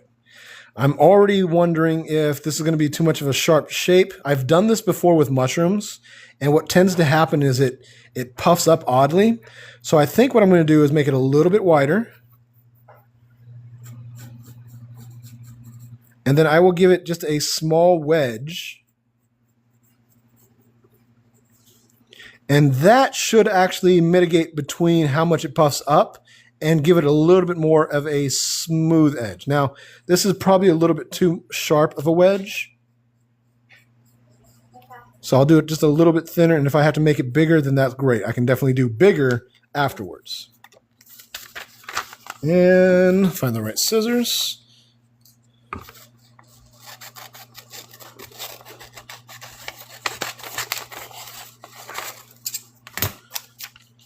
Combination of things that I'm hoping work out here, which again, I won't know until I cut another one of these. I might just take off the back and see how that works. That's part of the whole reason in doing the wider stitches. So I'm going to go ahead and try that and see if it works for me. Sometimes it does, but again, because this material is so weak that the more action I take on it, the more activity I do to it, the less likely it is to survive and more likely it is to start fraying. Cut just a little bit here. Cut my wedge roughly here. Now my hope is that this will round out. I'm going to do my little trick where I pinch the pattern roughly where I would sew it, and I will lay it out and see what it does, and that comes close enough to being a nice rounded shape that I feel like it should be okay. Dismiss that. And now my hope is that what will happen is this will take the outside edge, and then this will puff up just a little bit. And because of that wedge, it should help it take a little bit more shape as well. So I'll have to cut two of these. It'll be one on each side. Before I do that, I'm going to go ahead and see if I can unstitch my prototype here. There's a whole lot of extra stitches in there, so who knows what's going to happen. Get this stuff out of the way. I'm just going to go ahead and pull all my fluff out. Deflate my little dude.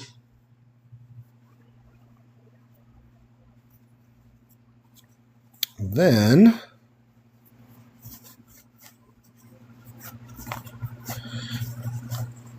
all right, so let's see. Got my seam ripper. I know I did some back stitching on here, so that's probably going to be a little bit of a hindrance. But you can still see that these stitches are so wide that it's actually pretty easy to see them. I think you can even see them on camera. And that's exactly why I do that. Now, if I'm lucky, I'll be able to get that circle piece out without completely ruining the rest of the body. And if that turns out to be the case, I can just cut the new pieces out and put them in its place. I just got to get to the point where I did not backstitch, and then I could probably just pull the thread to get the whole thing out. I'll cut a stitch every so often.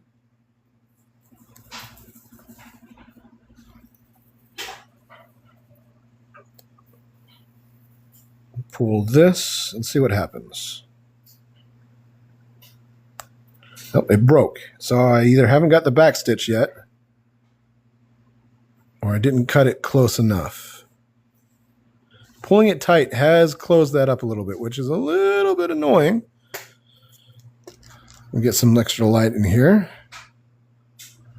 so that I can see the stitches, but I'm trying to get underneath them without cutting my cotton material up.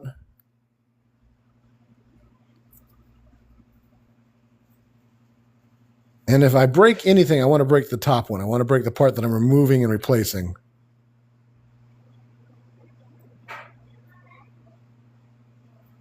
Come on. And I promise you, it is definitely easier to spend this time doing it than it is to have to cut the whole thing all over again. Neither one of those things are difficult. One of them is just a little bit more, they're both equally time consuming, I'm sure.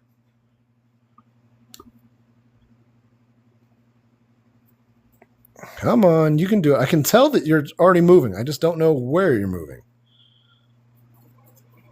And I was pretty sure that I had a wide stitch, but I think what happened was I actually pulled it a little bit tight by accident.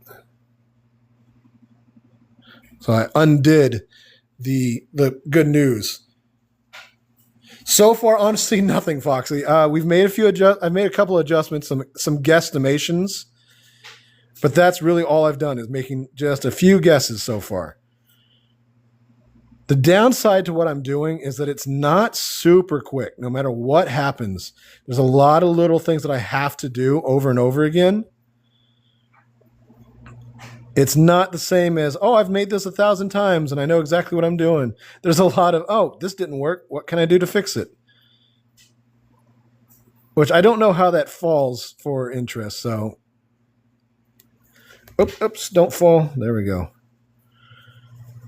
And I've just got this small section here that apparently I pulled really tight. So I lost my stitches, but right afterwards, there we go. It's a lot easier. I can already see some of the stitches are starting to come loose. See, when I pull there, you can see it coming all the way along the line. But if I seam rip a little bit too far, it doesn't want to do what I want it to do. Oh, come on. You're making me look bad here. Making it look like I don't know what I'm talking about, which I guess is totally fair.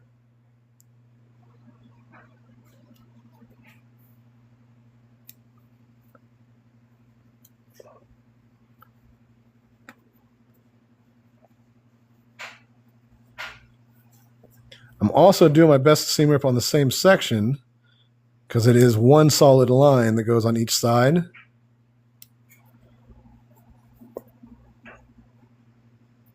And because of timing on this, there's a very high possibility this is going to be the last thing we work on for today. But if I'm lucky, I'll have enough time now that my event is this weekend, and I'll have hopefully finished off enough stuff to feel confident in it.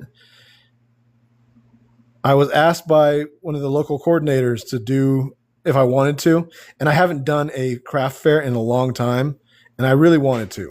Oops, there we go. But I'm always worried about completely failing each time I do a new affair because I'm working on both orders, which I have to make sure that I keep up with. And I'm working on making sure that I'm teaching my kid some new stuff every so often, making sure he's doing stuff that's fun for him, clean the house, mow the yard, make a new pattern, do my Monday shows. And then I'm like, oh man, I haven't called my dad. And then all these things just keep adding up. And it's wild how it suddenly seems to just sneak up on you. So I'm trying to make a few Mothmen. I want to make a cute Thulu in pink. I think that'll be a lot of fun to do. I've already gotten the material for it. So I'm trying not to stress myself out, but at the same time, that's just part of how things work out. Now, cut a couple of these. And once again, what these are going to be is the back cap of our mushroom slug. This is replacing one piece, which was this, with two pieces. And we're going to hope that that does what we want it to do, just because it'd be easier if it works out right this time.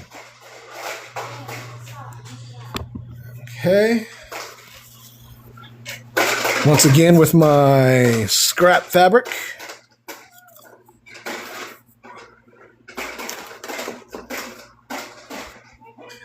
I got to make two of these this time, so one for each side.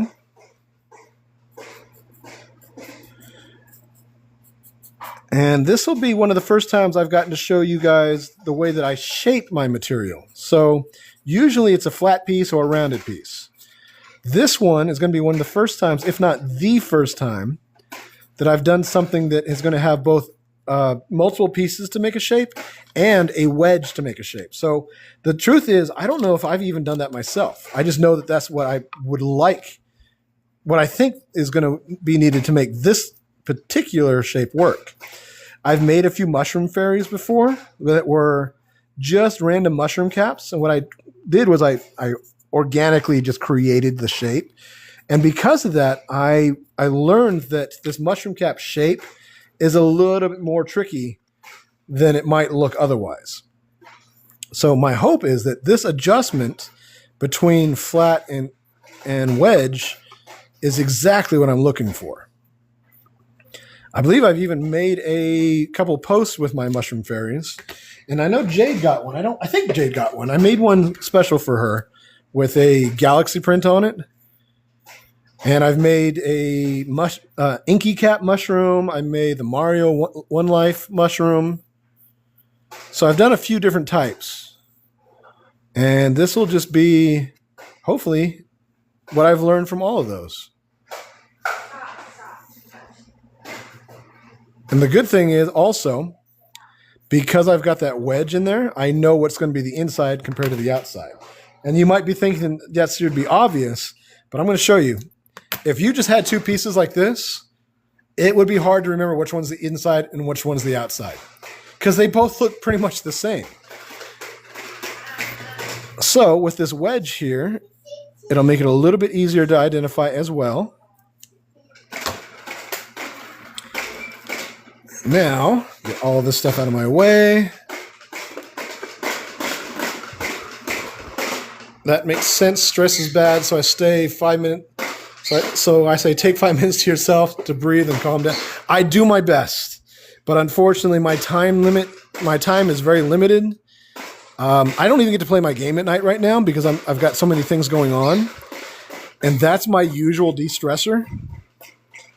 But that's okay. Sometimes you got to sacrifice. And in this circumstance, my goal is really to make this successful. I spent a lot of time trying to make sure that the baby didn't die in his sleep because I was paranoid. Did I sew the right side of that? Yes, I did. Okay, good. And then trying to adjust for how I'm going to watch all these other things. I don't mind sacrifice. Sacrifice is important. You have to be able to sacrifice to get what you want, right? It's more of a case of trying to balance it out as you're learning. And between all the things that I want to do, I have to figure out the different details so that I make sure that I'm doing my best to figure it out. Even if I fail at first, I don't mind failing as long as I can make an adjustment and get it right the next time. Or fail at doing something different the next time. Let's see. All I got to do now, line these up, keep this on the outside. You can see that when it is sewn together, it's not quite perfectly rounded. And in fact, what I'm going to go ahead and do is cut this so it rounds it out just a little bit better. So now it's got an actual round. And what I'm referring to is, I know it's subtle, but it's an arch in and another arch. The problem with that is that when it sews, it's going to take that shape. So I want to try and fix that before I put them together. There we go. So what that also means is that I'm going to have to adjust this just a little bit. See, that's how much of a change it made. It's not much, but it's enough. So I'm going to go ahead and just cut that.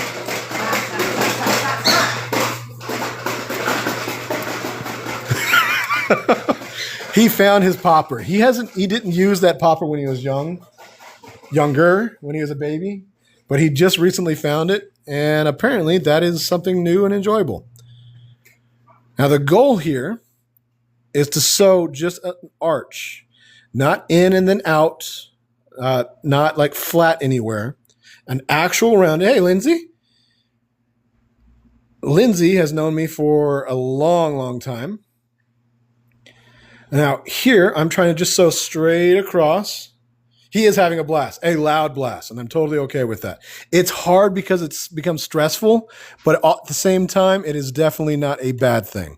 He's getting really good at being able to understand me in public. I am loud. When I want to say something, when I want to do something, joke around, he used to get so embarrassed, but he's starting to get a lot better at that because I do not care what other people think is socially normal. I'm going to have my fun, damn it. You're going to force me to be here. I'm going to do my best to enjoy it. That's just a rule to live by. Jot that down. All right, so here we go. So you can see already when I right side it out, we've got this arch, this complete shape, and that's because of a combination of these wedges and the fact that it's two pieces to make that round.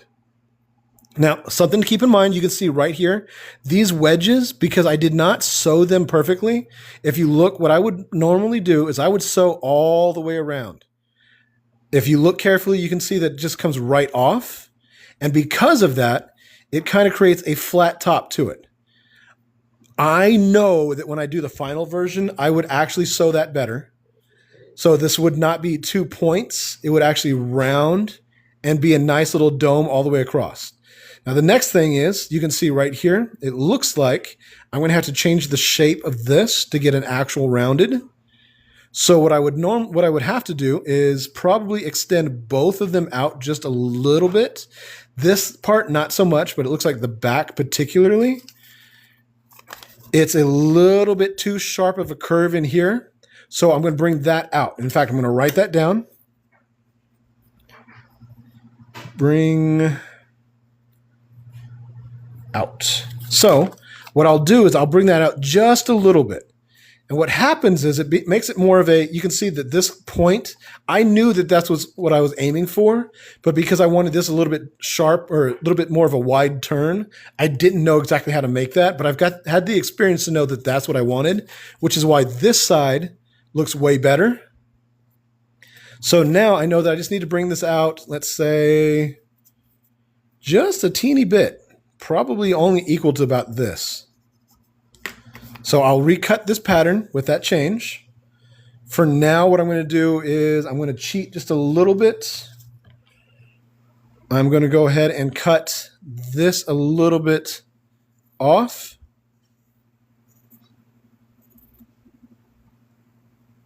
And then cut this a little bit off as well.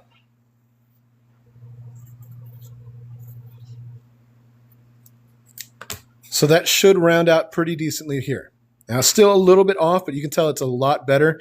I mean, I can tell it's a lot better. It's not much of a difference, I'm sure, but the change will make a big difference in when it's sewed. I mean, just look at how that point is not something that would ever come up if I were to have sewn just a fraction of an inch different right here. So now I can get this a little bit moved over. Make sure I don't mix up my patterns. Find my body. Here we go. I don't have to worry about a wedge to mark the back or the center line because I've got this to mark the center line now. I'm still going to use this as the part that I pinned in place. And now I'm just going to go ahead and start pinning all that up. Now there is the difference in how I think what I'm going to do to test this is I'm just going to cut off my little point. Just enough to get it out of the way. It's not much of a point anyways, but it was there as a marker mostly so that I knew where to stop that circle. And instead, I'm just going to sew all the way up to it. And let's see. We're going to do this a little bit at a time.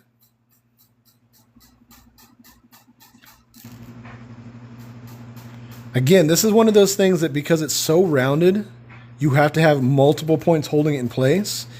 And that means that if you were to baste it, run that stitch all the way across, it would not be a bad idea. I'm not sure if I want to take this all the way to the edge. In fact, I think I do not. I think what I'm going to do is I'm going to utilize this point and just make sure that I stop just a little bit short so that I have that section of the neck that I've been talking about where it differentiates between the head cap and the back cap. And I'm referring to them as cap because mushroom cap, which I'm sure everybody else already knew, but there's probably some people that are new, like, what the heck is he making? What is the point in me sitting here? I will show you just 1 second what we are making. This fat little mushroom slug is what we are working on today. This is going to be the top cap. This is going to be the back cap. It's going to be the body, the tentacles, all that other stuff. So what I'm going to do is I'm going to make sure that I keep a little bit of a gap between the top, the very crest of the, sorry, not the crest, the lower peak of the head cap to keep it separated. And I will have a piece that I sew in there later. I have to readjust my camera because it's literally right in my face and I'm trying to like arch over and I could already feel it killing my neck. Run these all the way across.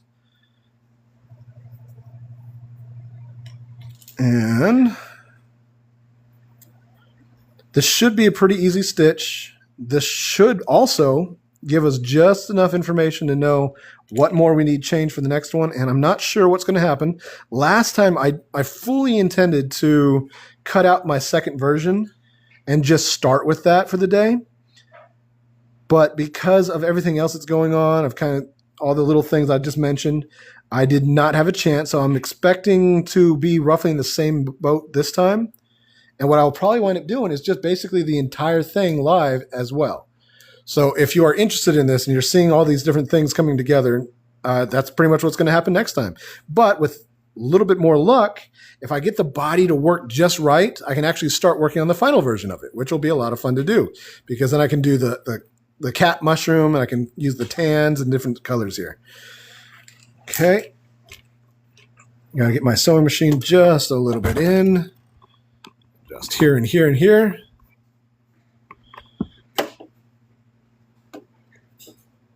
And let's see where we go with this.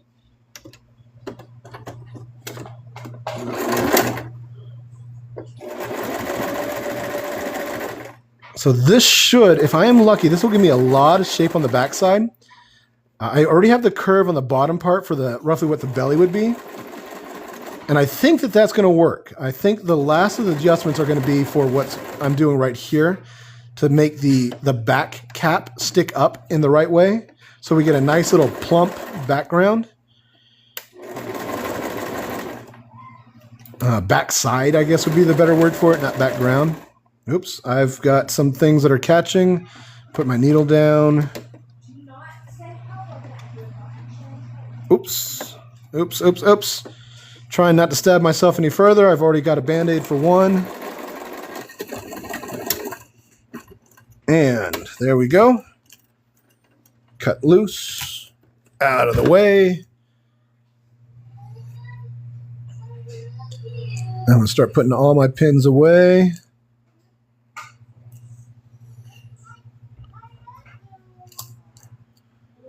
And then we can stuff this up and see what we did. Now, the way this should work out is I should have a gap between the back and here. And if not, then I'll have to adjust the size of this, probably make it a little bit less or a little bit shorter from front to back. But if there's just enough of a gap, because all I want is just enough to be able to make sure that it is the skin tone, the body tone there.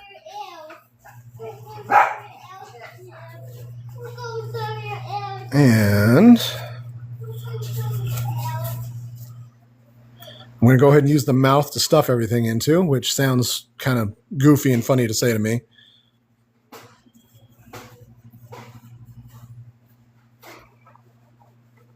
I can already tell I'm running out of steam. I ate one time today. I had one sandwich because I was in such a hurry to do so many different things.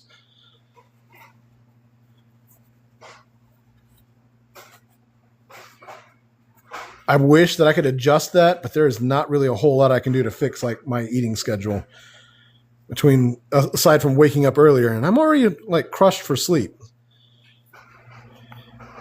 Oh, it looks like we've already got a big adjustment. That works out so much better than it did before. The mouth, closing that off will help out. And because of the way that this pattern is kind of coming together, I can probably go without leaving a section of the back open and instead leave this open right here. Sound like me eating one meal. I hate doing it. I eat when I'm hungry, or I try to eat before I'm hungry, but there are days that just nothing works out for time. And I basically have to watch out for myself. I got no one watching my back on it. I'm trying to get the last of this put in here. I can finally overstuff it. Before, what I was doing was kind of tentatively stuffing it because there were so many openings. But I can actually fully stuff it now so we can see what shapes it's going to take, which is great. If you are making your own plushes at home, overstuff the heck out of it. That's the only way you're really going to know what shape it's taking. And I promise you, this will get softer the more it's played with. I would rather it be just a little bit stiff at first rather than not know what's happening. Dang it. So my section here just got pulled out. Let's try and fix that real quick. I don't even understand what happened. Like, it looks like I didn't even stitch it there. There's like no holes, no nothing. Did it tear? Did I sew the wrong thing completely earlier? That's so weird. I could have swore that's where I just did my back stitches, my actual hand stitch. But like nothing seems to be there. So I don't know if maybe it just tore all the way through or not. But I need to know what it's going to look like. So I kind of just have to undo the whole thing to get to that. That's an aggravating bummer. Let me see. Am I still on camera at all? Let me adjust a little bit more.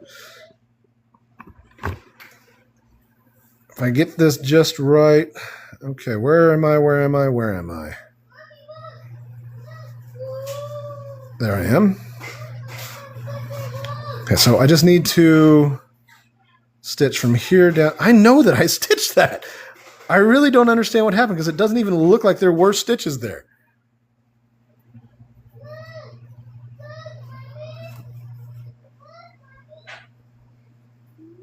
I'm just trying to get all that material out so I can see what I'm going to be sewing together.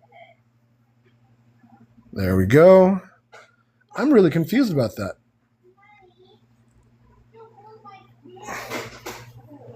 And I lost it. I lost it again.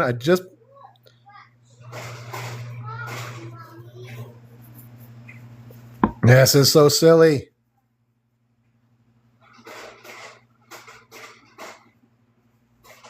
There we go.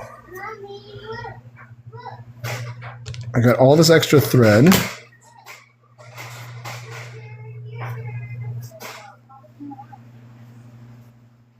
Okay. It's fine.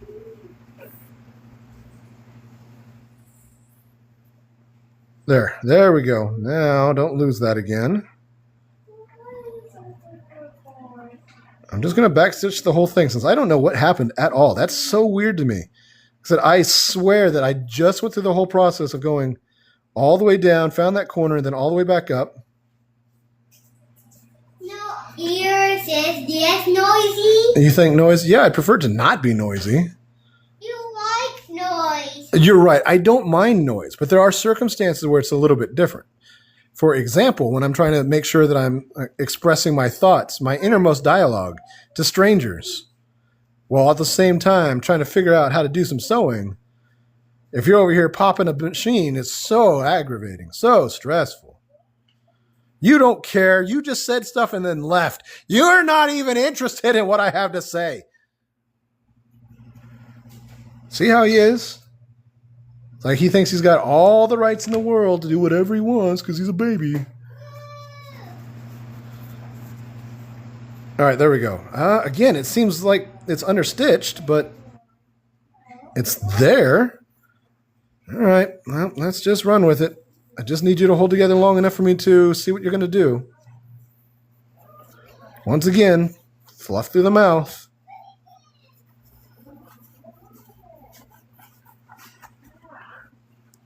I'm still super hopeful that this will do exactly what I need. Not a whole lot going on, but we are almost done with what we're going to see.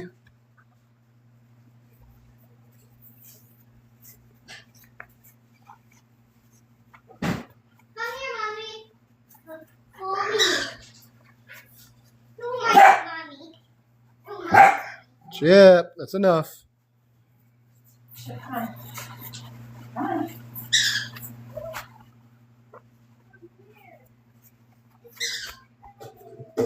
All right.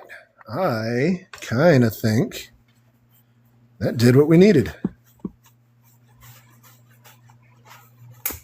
Oh, yay. This is one of those days, guys.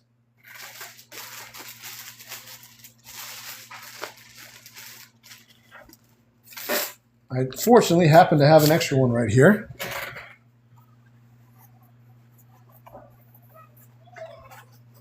All I'm trying to do is get it to fill up the shape that it's going to take.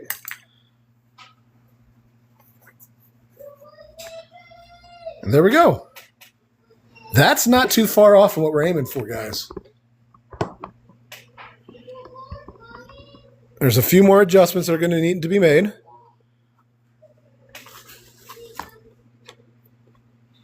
That bringing that back up like that helped out a lot. Let's see if I can get like everything on screen at once here. So we've got the drawing. And there's our rounded shape. Looks like I might need to round out here, maybe add a wedge into this section so that it brings it out much like I did here.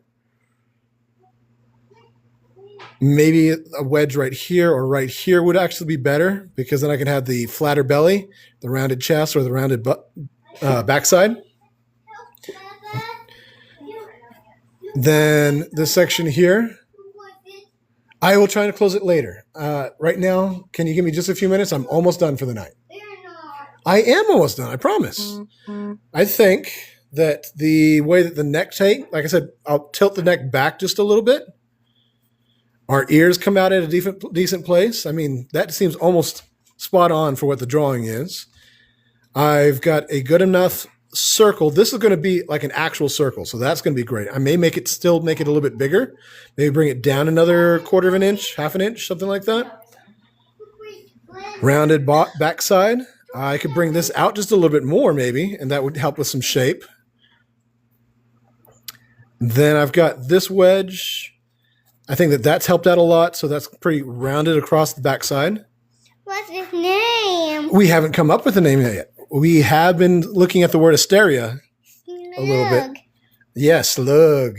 What's his name? We haven't come up with one yet. We will come up with some soon, though. Slug Yeah, and then a wedge here. Slug mushroom is so cute. You think it's cute? I'm glad you think it's Slug cute. is Mushroom slug. Yeah. not cute. Not yet. Maybe in the end. So we've made a lot of progress here. I mean, look at the difference between day 1 and day 2. Look out, buddy. Pardon me. Pardon me. Excuse me. I help you. Okay. It's like a character in Lucky. Yeah, it's not completely done yet. Lucky. Hey, can I get a hold of these real quick? Yucky, Bubba, yucky. Well, maybe it won't be yucky when we're done. All right, so here's the difference we've got so far. This was the first night. Whole lot of changes made. I think we've made a lot of positive adjustments to it. And this is just like 2 versions.